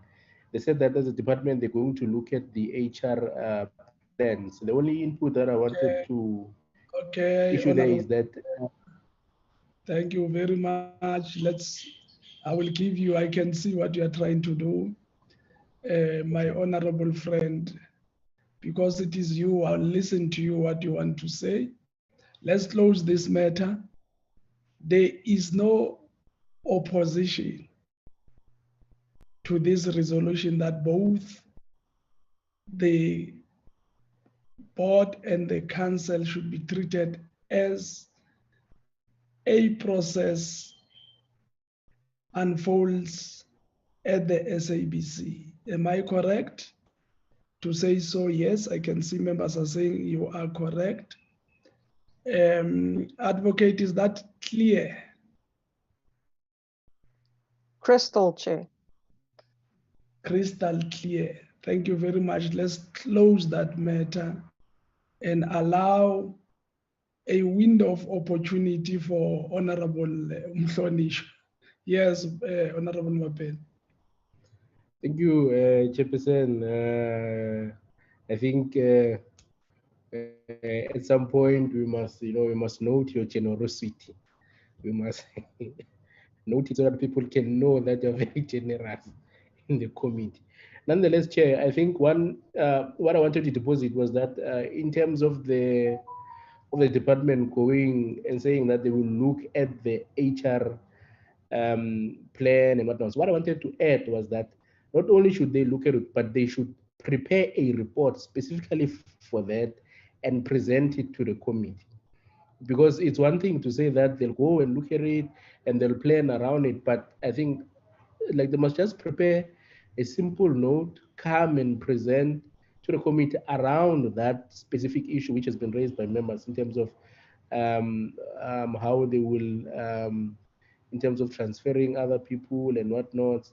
But I think once the department has done that, I think like it's important that they bring it before the committee. We're not saying that we're interfering in terms of operations and the administration of the department, no. But what we're saying, once they have satisfied themselves that they have a plan and they've canvassed it amongst themselves and other executives and it has been approved, and once it gets the green light there, I think they should come in and give us so that they can take us into confidence in terms of what is it that they are planning as far as around that issue. Because if you were listening throughout the committee meeting today, that issue was raised quite a number of times. So I think it would only be fair that once they've done that work, and then they come and say, okay, we've identified 3 people. These ones will go there. That one will go there. This one will go there. This one will need to be upskilled and reskilled. This one or that board, this. Then they come and then they tell us. Obviously, in terms of the board, it's going to be a bit difficult because that's a separate process. But in terms of the labor force within these regulatory authorities, I think that is what I'm after. Unless if there's anyone, okay, no, I think that's your responsibility, Chair. Unless if there's someone who has a problem with my deposit, then they can raise it. Apologies. Yeah. No, I think, Honorable Member, that is an understanding of the committee, because the department have said they will go back and relook into this matter as we raise it. The expectation is that after the work, all the work that has been done by the department of trying to salvage and save jobs for 84 people, they've said they will come up with a plan to absorb them. It means they will then at a later stage come and just report that we have been successful in terms of saving the jobs, because it's a big issue. And it is at that point where we'll get a report. I think that was the understanding. Advocate, can we allow you to move? Chair, I just want to make sure if the members have no issues or questions about the inspectors, investigators, the subpoena and search and seizure powers. Okay, Advocate, thank you very much for your focus. Honorable Manu. Yes, Chair. Some of us are also as focused. We were just allowing the other process to be concluded. So I'm on where Advocate was, powers in support of investigation and chapter 5. Chair, the chapter 5, in particular, the portion 55 to 59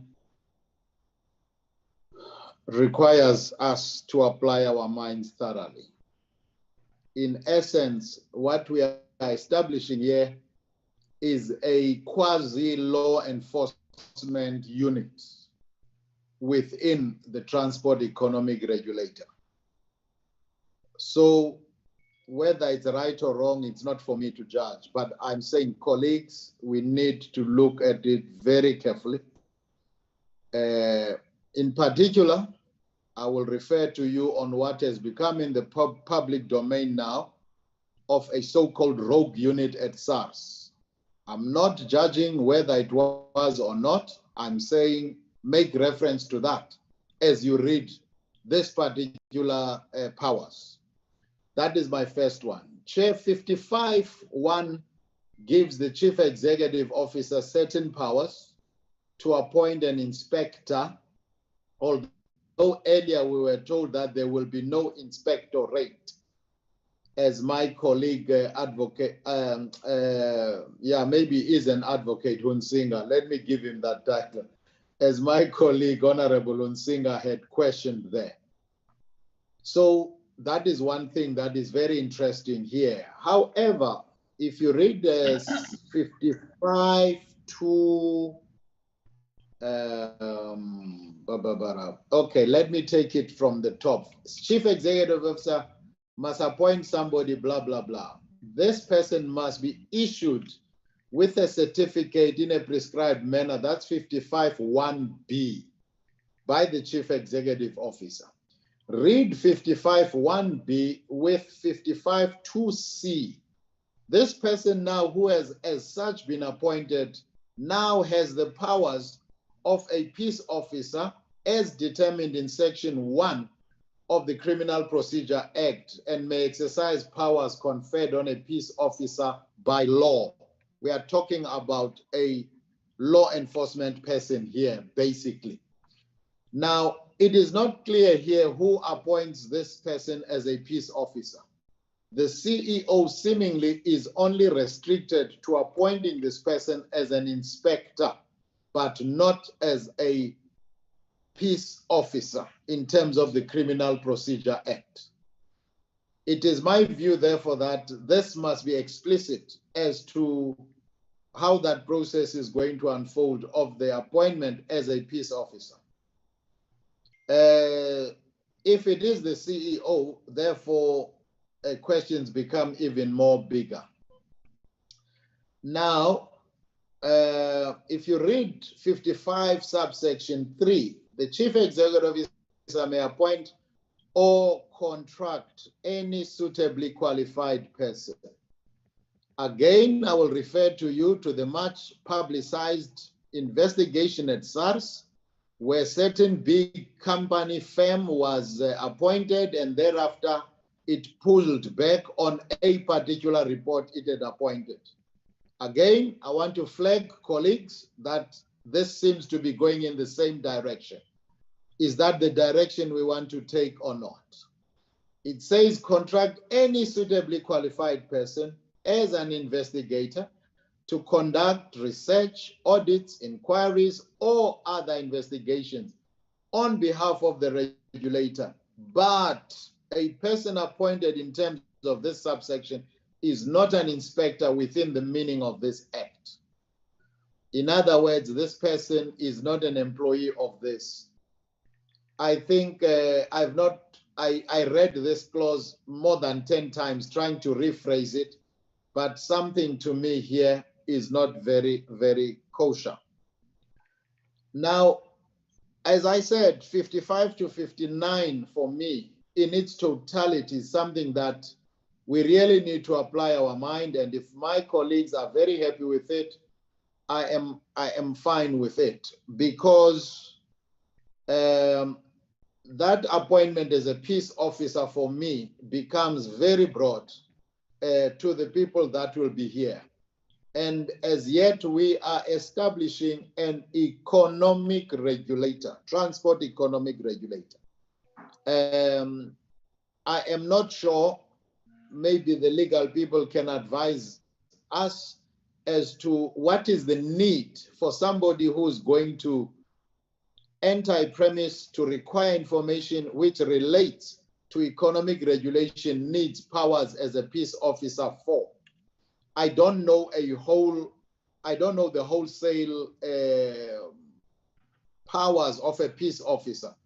Hence my apprehension to the use of the word or the involvement of the Criminal Procedure Act here.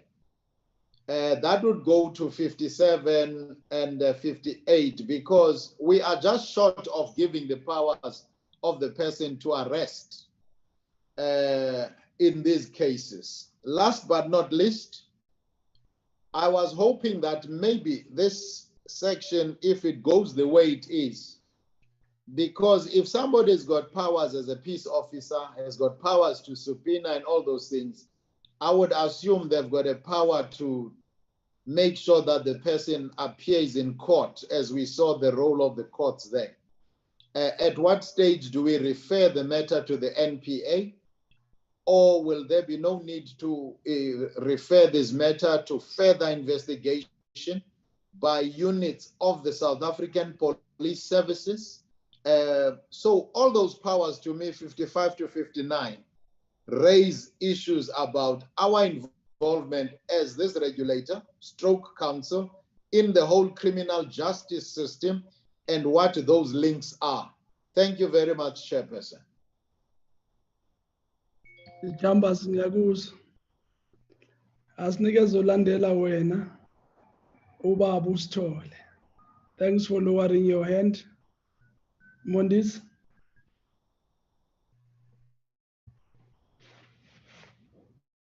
Thank you, Honorable Chairperson. Chairperson, some questions have been actually alluded to by Honorable Mang, but I'm trying to check, when you check the clause 55(1), where it says may appoint any suitable employee of a regulator or any other suitable person employed by the state or as inspectors. And B says must issue each inspector. I'm trying to check that must and may, because if you check the chief officer's power, I'm trying to check, Chairperson, if somebody can clarify that one. And the other, Chairperson, I'm trying to check the 55(3), where you say the chief executive officer may appoint or contract any suitable qualified persons as an investigator to conduct each research, audit, inquiries, or other investigation. But it says person appointed in terms of this subsection is not an inspector within the meaning of the Act. But it doesn't say how long will this person will be appointed, because he's not been appointed as an inspector within the meaning of this act. If that one can actually be clarified. And the other one, Chairperson, if you check of subpoena on 56.4, where it says a person questioned by the regulator or by an inspector or investigator conducting an investigation must answer each question truthfully and to the best of that person ability. But A says a person is not obliged to answer any question if the answer is self-incriminating, and B says the person asking the question must inform the person of the right side in the paragraph A.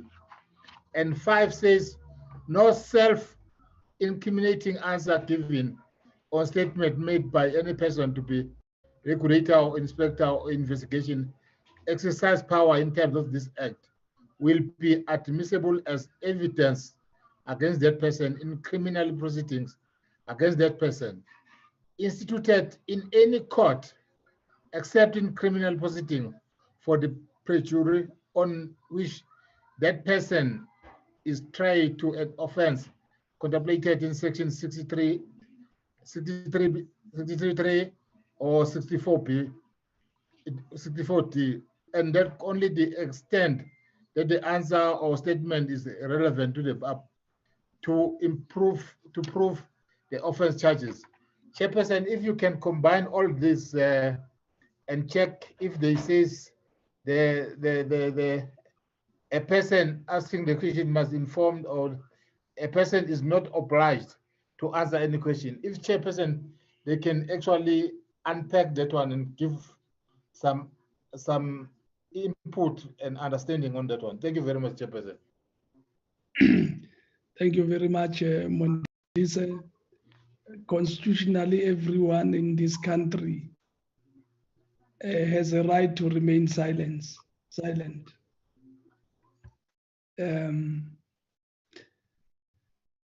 Ake sithole-ke siyabonga baba. Ake simthole-ke Honorable McDonald. I can see an addition of 2 hands. I've noted those hands.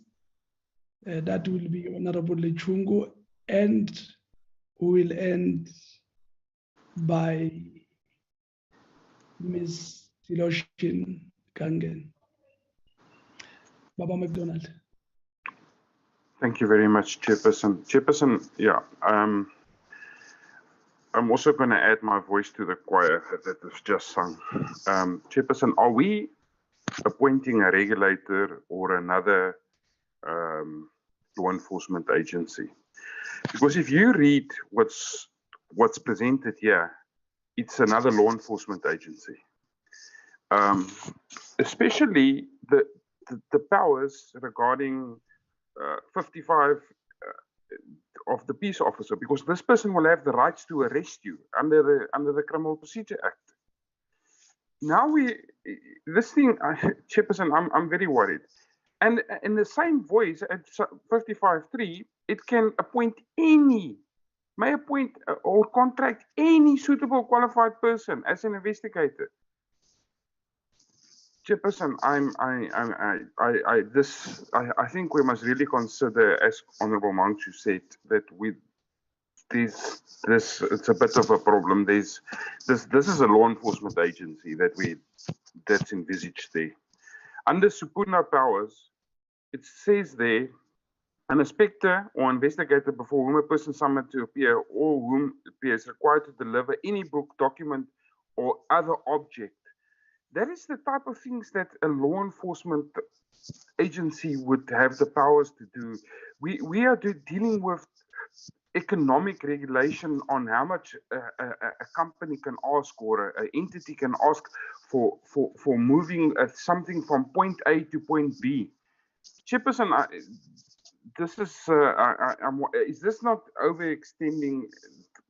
overreaching powers of this regulator, Chairperson? Shouldn't everything that has to do with criminality immediately refer to this SIU or the police force, that can deal specifically with the criminal side of these things, and that economic things can be done by the investigating this in the board, Chairperson. That's my I don't know, Chairperson. I'm very worried about this whole section. Thank you, Chairperson.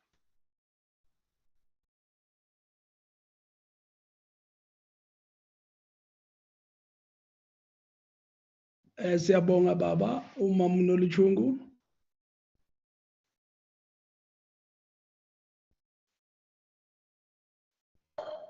Thank you, Chair. Earlier on in the presentation, we were shown how STAIR was going to reduce the current budget, especially during starting from 2020 to 2021 and moving forward. But we've already established that the budget will stay the same up until phase 3, where the biggest spender will then be phased out. Now we see in 52.3 an addition of some kind of consultants, something that we have been saying the state should build capacity or use the current state organs that are available to do that kind of work. And here we see now an additional expense of consultants. And sooner or later, we'll have another Werksman. So I'm appealing to DOT, to be honest, and not sneak in some other issues or other items that will raise the budget that they have told us that the intention of this bill was to sort of reduce the current budget. Thank you. Ake sibonge Mhlonishwa. Ubose wehlisa isandla sakho. Thank you. Honorable Hansing. Thank you, Chairperson. Chairperson, I am also objecting against the infringement and prosecution component. Since the spirit of this regulator, as we would read in the preamble, is to stimulate business and to encourage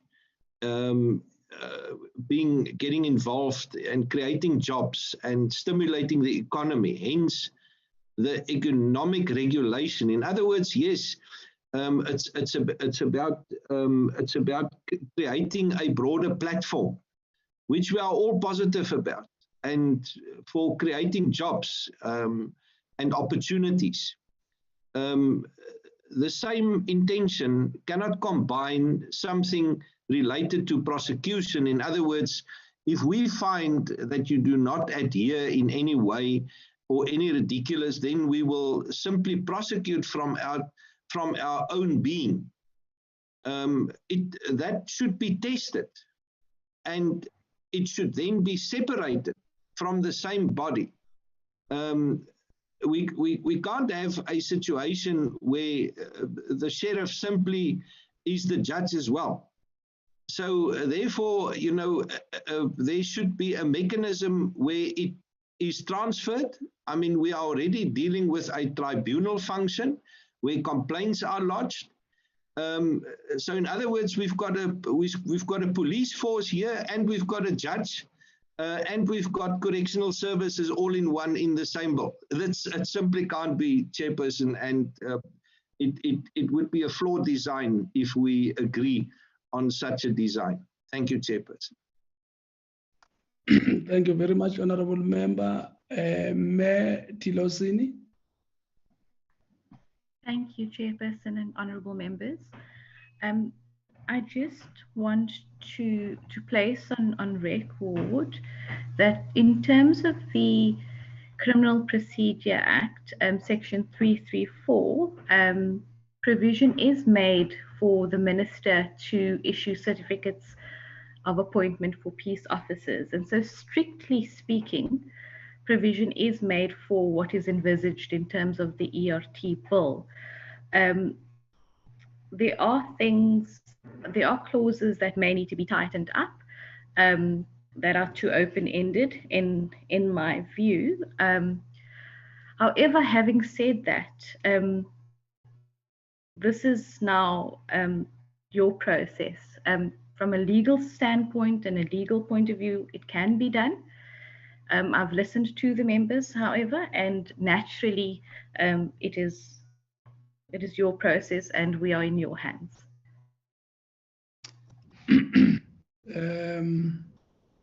Thank you very much, ma'am. May you please kindly lower your hand. Thank you very much for that consideration.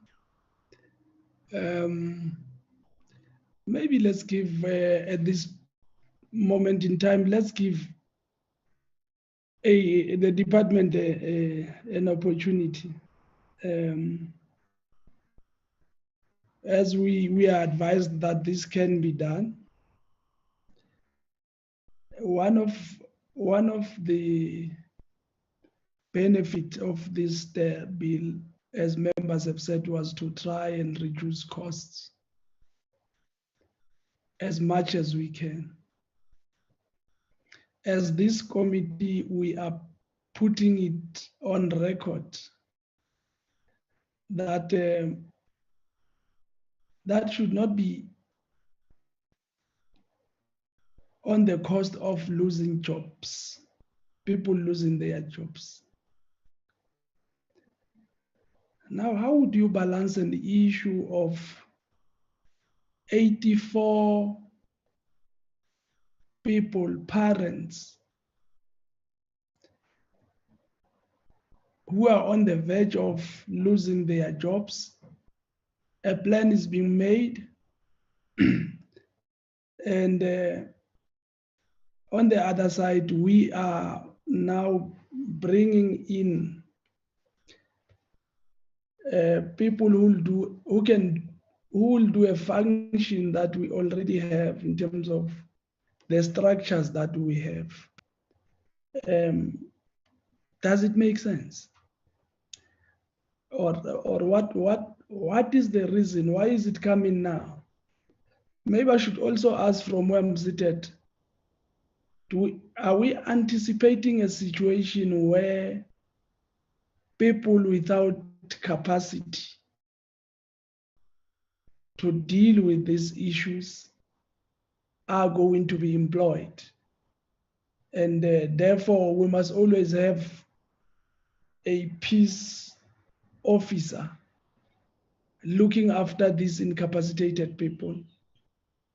Because I would say also, if we are capable and appointing capable people, we should be able to be satisfied with the law enforcement agencies that we have in the country. But let's allow the department to maybe highlight us on this matter. We may be jumping a gun, but let's hear the department. Baba Advocate Umasombu. Thanks, Chairperson. Mr. Mokisi, would you respond to that? Chair, may I ask your indulgence before they respond? Yes, Honorable Man. Thank you, Chair. A comment is made by the colleague from legal that there is provision for the minister to appoint in terms of the Criminal Procedure Act.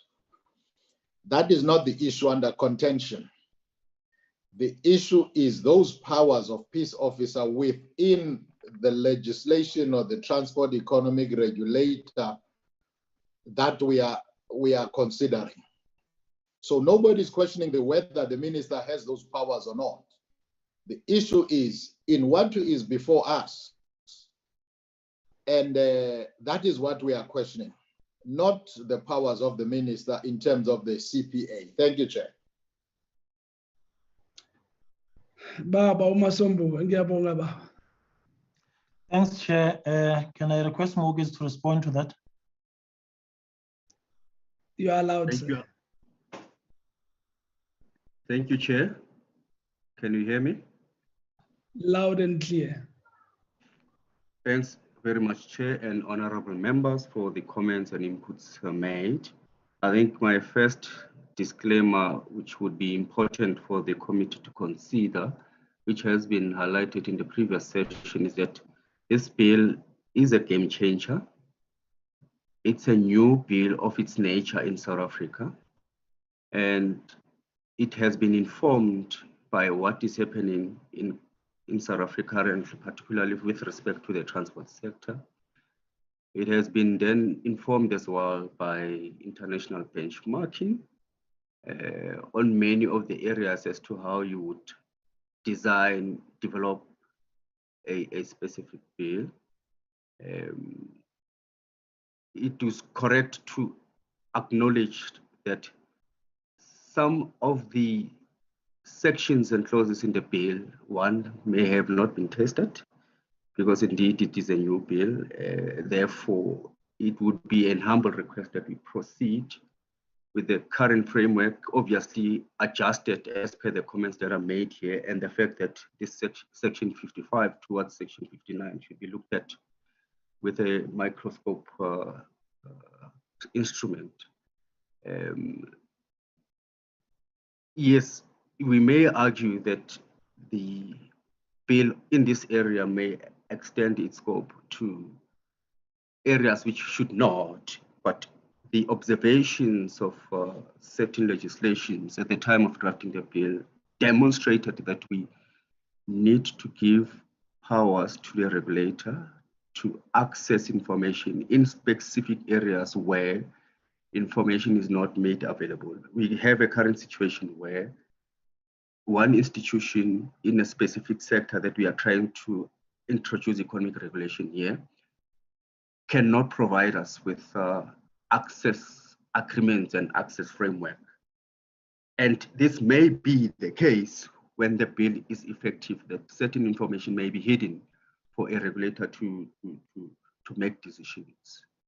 Thus, it is necessary from where we sit that these powers may have to be captured in the bill, Chair and honorable members. Obviously, we can argue as to what should be in there and what should not be in there. Like I've said, this is a game changer bill, and it's the first bill of its nature. And therefore, there would be pros and cons with regard to what we have, which we are not hard and fast on. Particular in this area, we're not hard and fast as to what should be there and what should not be there. We should be guided by this engagement process as well as the legal people behind it. Chair, that's at a very, very high level that I want to highlight to say, at the time of drafting the bill, we were informed by local and international benchmarking. We were informed by what is currently happening, and we then put up a model on the basis of the options analysis that we have done, which any person can argue or not, but the focus of this section from 55 onwards is to say, regulator, at certain point in time, you would need accessibility to information from regulated entities which may not be forthcoming. Let me give you an example. An institution such as Transnet has 2 or 3 more divisions, and it stands a chance to cross-subsidize its cost so that the area where it's making money can then cross-subsidize to the areas where it doesn't make money. Economic regulatory speaking, that is not allowed. And economic regulatory speaking, we don't have such powers to access such information except audited and published information as per the Companies Act. So we then said, what then do we do with regard to this regulator, which has been endorsed now by the state law advisor and all that stuff? Let's embed laws related to enforcement for the regulator, because having a regulator without teeth, you'll come back and say this regulator was set up, but it does not have any teeth to bite. Yeah. So that's where basically the spirit of the bill was coming from, Chair. But you have raised a number of issues, particularly on employment or job losses, which we have acknowledged as a department. And one of the areas that we can look at, which was raised by Mr. Mapena, Honorable Mapena as well, and Honorable Hansinger and Honorable McDonald. It's a matter that will be looked at seriously. And one of the areas that we need to look at critically is the issues of use of consultants. You know, I don't want to defend the position because again, but it's important to reflect on what the members has indicated on job losses, employment creation, and all that stuff. So issues of consultants will be looked at, and that's where we'll park it from the department and respond to it as it was proposed when Honorable Mapena raised this issue again, Chair. I think just to go straight to some of the inputs that I have noted, Chair, if I may, indeed, this bill is for economic regulation. We are not trying to set up an inspectorate division, but is to put in place mechanisms and instruments which would then enforce the act itself. And one of those instruments is to get investigators, because in the complaints process that I've articulated, when you receive a complaint, a decision has then to be made as to what then happens to that complaint. Then somebody must investigate, somebody must analyze the complaint and issue a specific directive, which I highlighted 5 options that can be done by the investigator, Chair. Secondly, Chair, trying to respond to some of the questions, the clause that gives powers to the Chief Executive Officer to appoint or to get inspectors vis-a-vis investigators, it's not so much of getting peace officers, but so much of saying the powers that would be embedded in the title of an investigator in this instance would be those of a peace officer. So the regulator would not appoint a peace officer.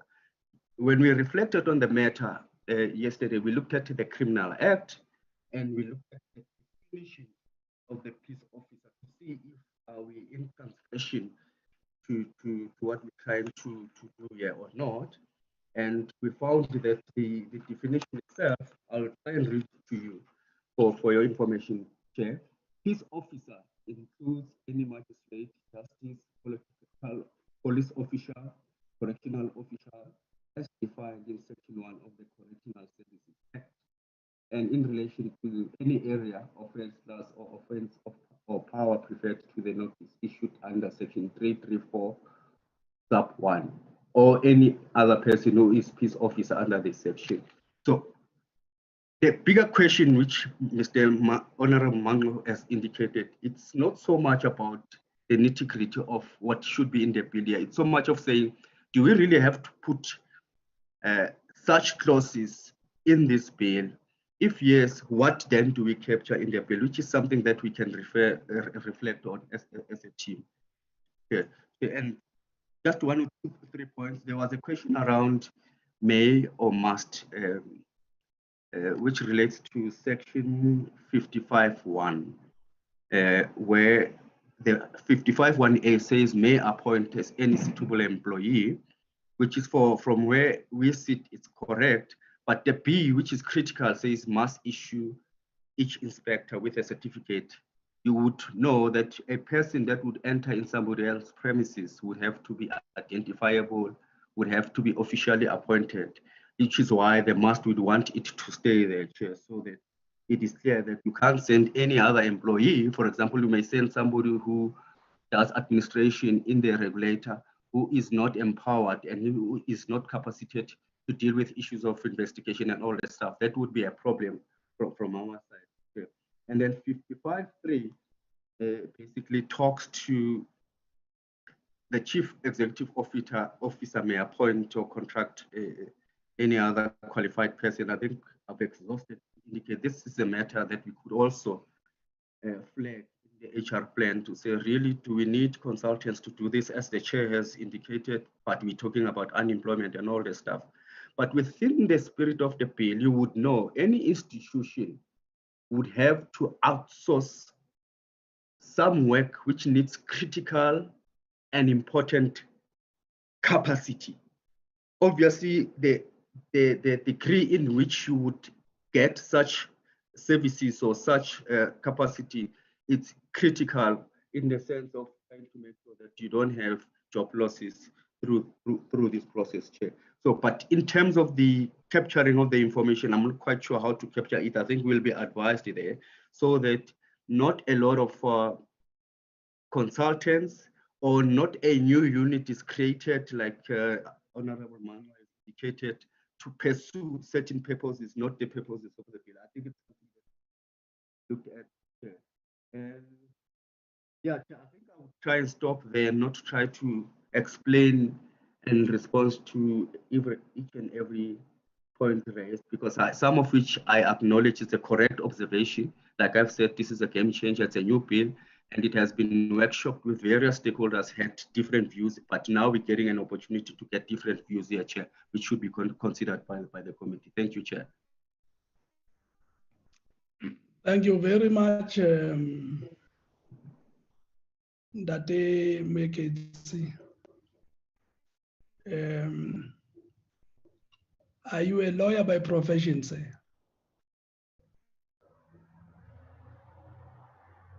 No, Chair, I'm an economist by profession. Oh, okay.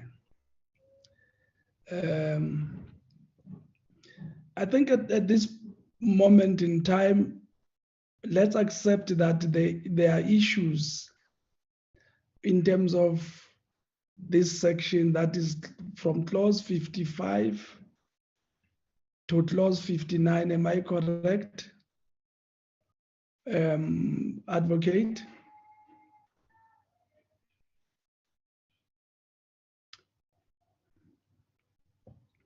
Yes, Chair. Okay. Let me suggest a way forward. Mr. Muyekezi says they do understand some of the issues that are raised as genuine. I think members have also raised strong views. Let me request that we pause here without taking a firm resolution on this matter before we get to clause 60. Claims that information is confidential. We will then just trash in our next meeting the clause that I've talked about and have a resolution, giving, of course, the department also to go and relook in terms of, have a relook in terms of how best can we deal with these sections. I'm sure we are one on that. Agreed, Chairperson. Agreed. Thank you very much. If we are agreed, can we quickly find an official,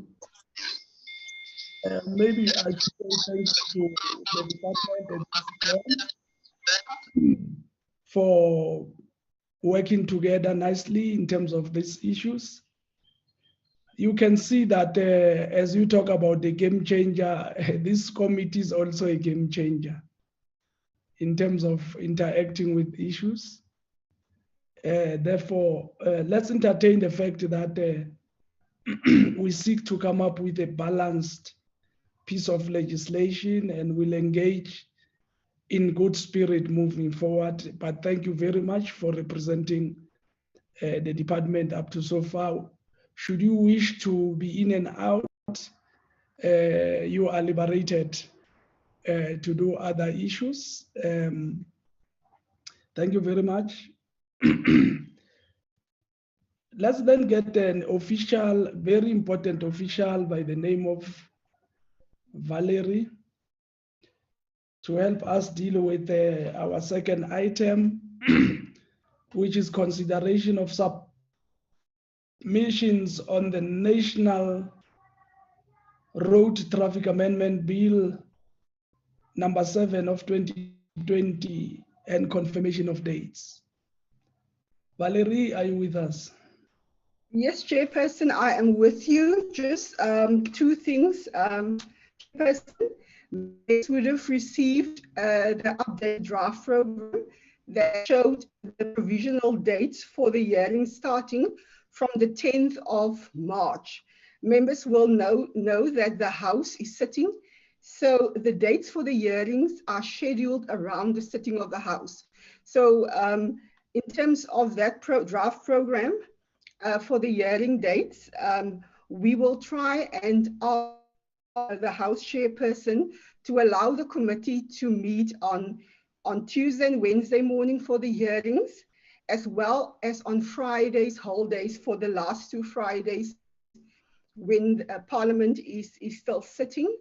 Chairperson, we've circulated a list of all the submissions that has been received, nearly 7,000. Most of those submissions were sent through a website from Dear South Africa. The most substantial submissions, which are over 100, and a lot of those people were asked to actually speak to the committee to present their views. So most of those people will have to be slotted into a program. So that will be quite difficult because we will have to calculate how many presenters we can actually accommodate in a 9 to 1 session during the week, during the House sitting, or on a Friday from a 9 to 4 session. But that will be given to members at another stage. So Chair, I just would like to know if members are in agreement with the dates from the hearing starting from the 10th of March. Honorable members, let me see a hand.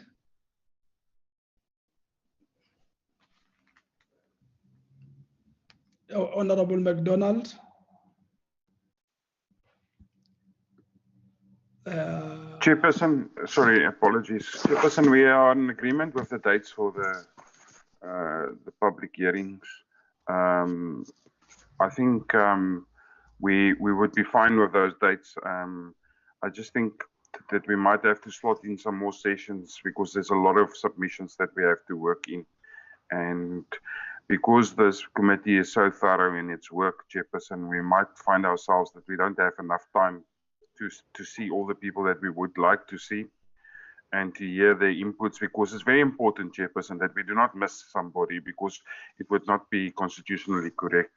Chairperson, but for the time being, I'm quite happy with the timetable. Thank you, Honorable Manu. Chairperson, I am in support of the dates as proposed and what the Honorable MacDonald has raised.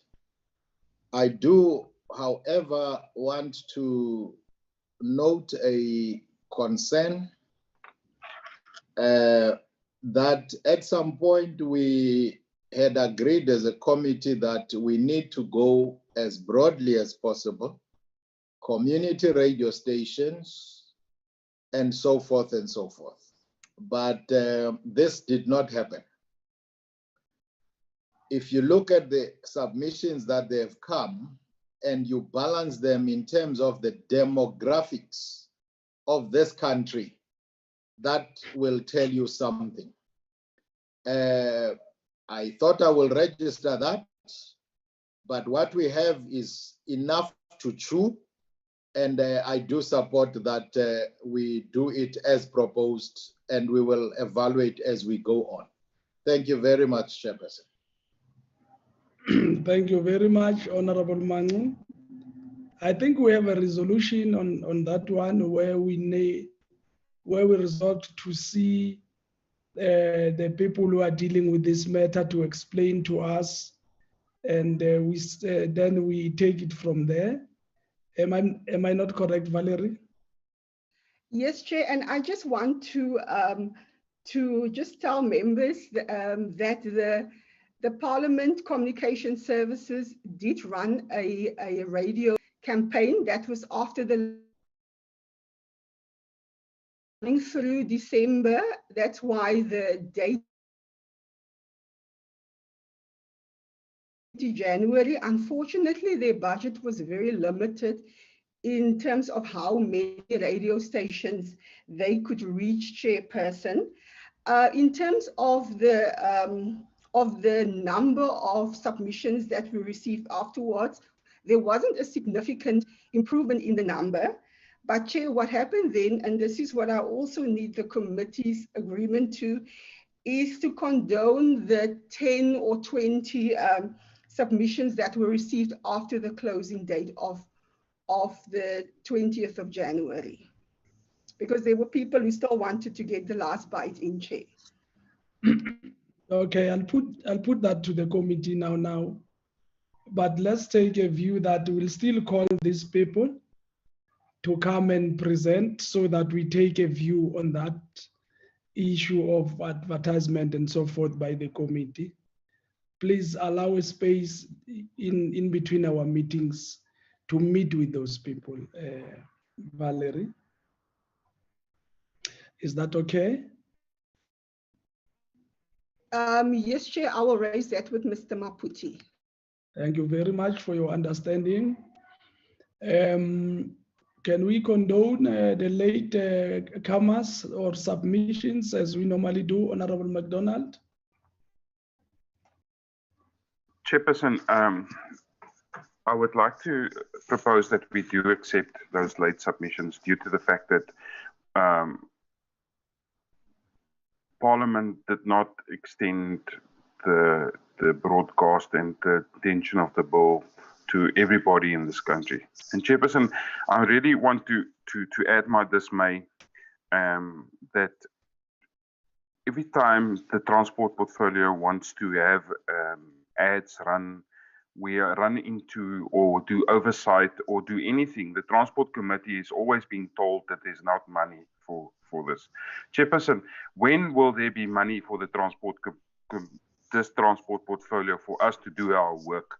We are empowered by the Constitution to do our work, Chairperson, and they must find the money. I will not be held hostage by a checkbook, Chairperson.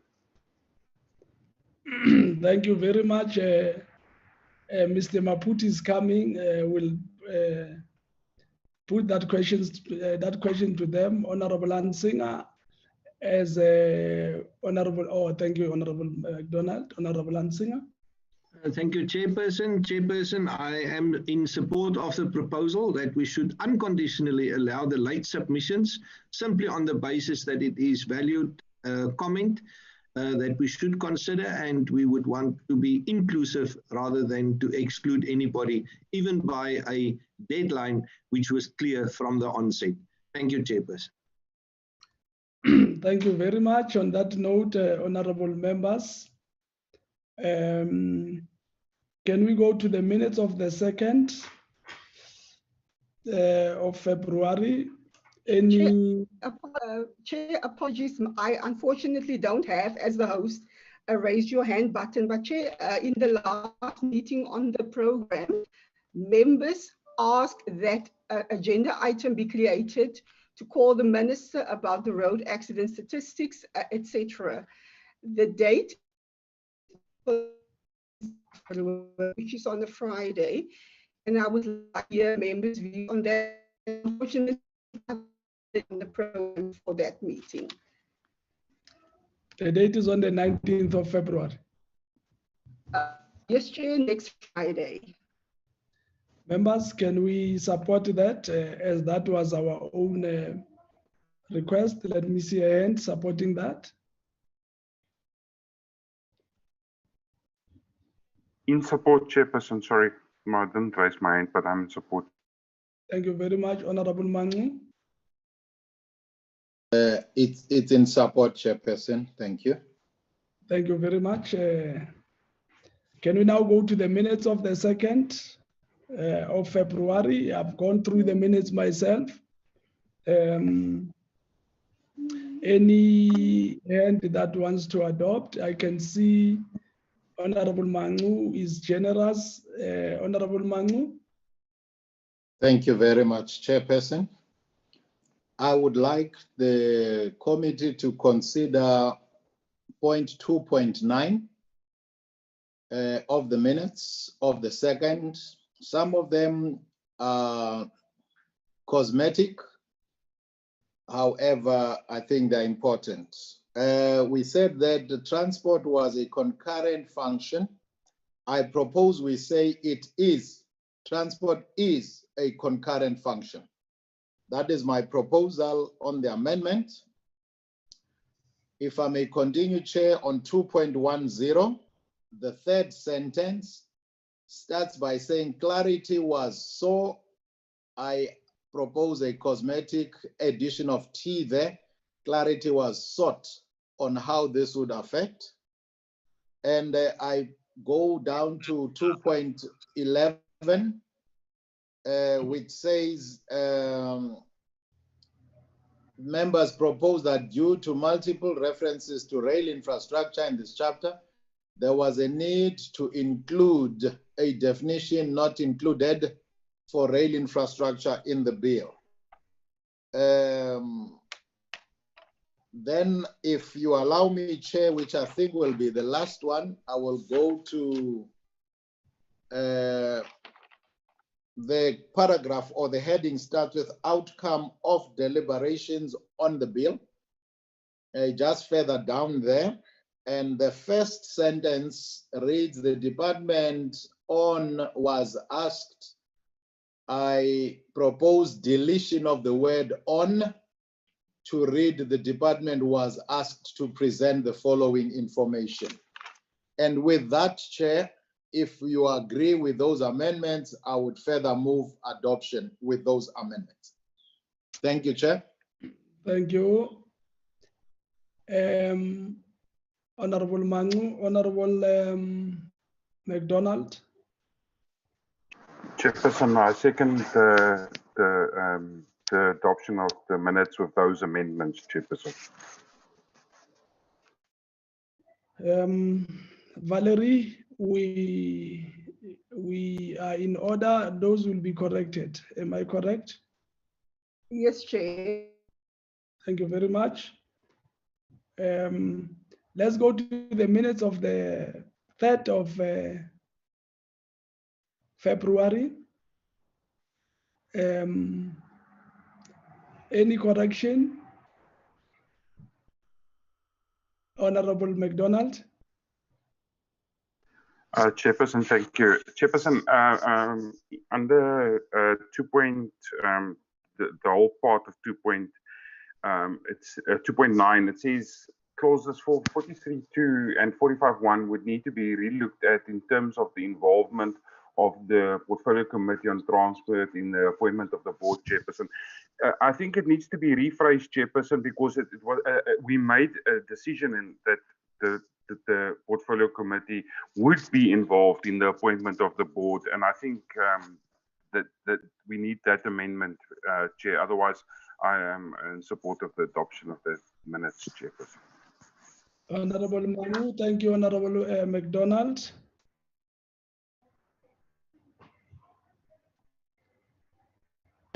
Chair, I did not raise my hand, but because you have called me, I do support second the adoption. Yeah, it means you're a bit slow in terms of lowering your hand. You can see McDonald's hand is only lowered now. I'm sorry about that. Thank you, Chair. Thank you, Chairperson of the subcommittee, thank you very much. Honorable members, according to my time, which is normally not wrong, my time is 12:59, and I'd promised members that by 1 o'clock we shall finish our business of the day. Valerie, when is our next meeting? Chair, the next meeting is on the 16th, 17th, and 19th of February, so Tuesday, Wednesday, Friday. 16th, 17th, and 19th. Yes, Chair. Same time. Yes, Chair, starting at 9 o'clock. The hearings will be until 1 o'clock, Chair. That is for Tuesday, Wednesday. And Wednesday. Tuesday, Wednesday, and then Friday it's 9 o'clock to 4 o'clock. No, Chair, the meeting with the minister won't take that long, probably till 11 o'clock, Chair. I must indicate at this moment in time to the members that I did, in terms of the request, I did meet the minister, and we had a very constructive kind of engagement on issues that are pertinent to the committee, issues of communication, issues of resolutions that the department is not meeting, amongst other issues. Communication will include issues of issuing of statements, and we agreed that we should up the game when it comes to that. And we also agreed that should there be an issue on their side, they should not hesitate to communicate and seek for clarity from us. We will also reciprocate. I thought I should give this information. Otherwise, honorable members, I am proud to say this committee, according to my world, is doing very well in terms of engaging with issues.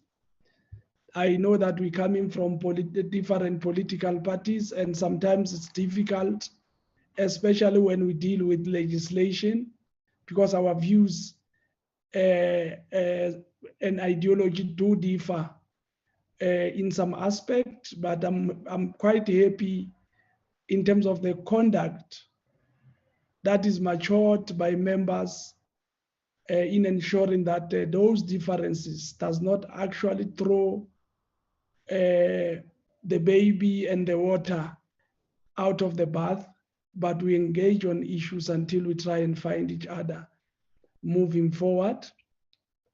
And that has been the spirit. And that this will be the spirit moving forward. I wish that spirit should be increased, and a lot will be achieved. Otherwise, thank you very much to all the officials, all the legal minds. This is a day well spent in terms of what the people of South Africa has had bestowed upon us for today to deal with.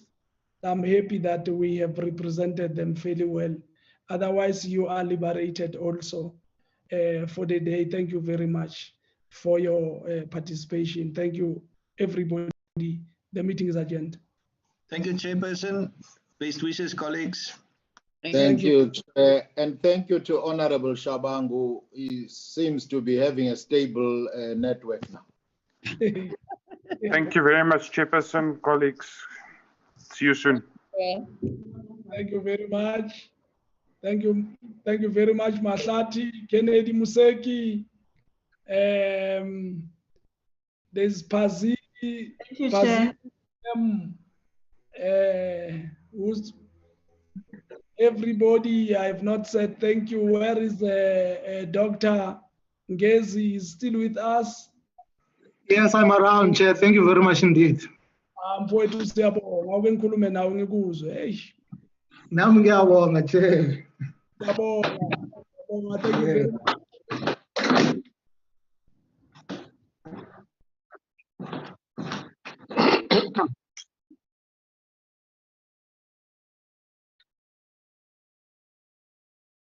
You need a back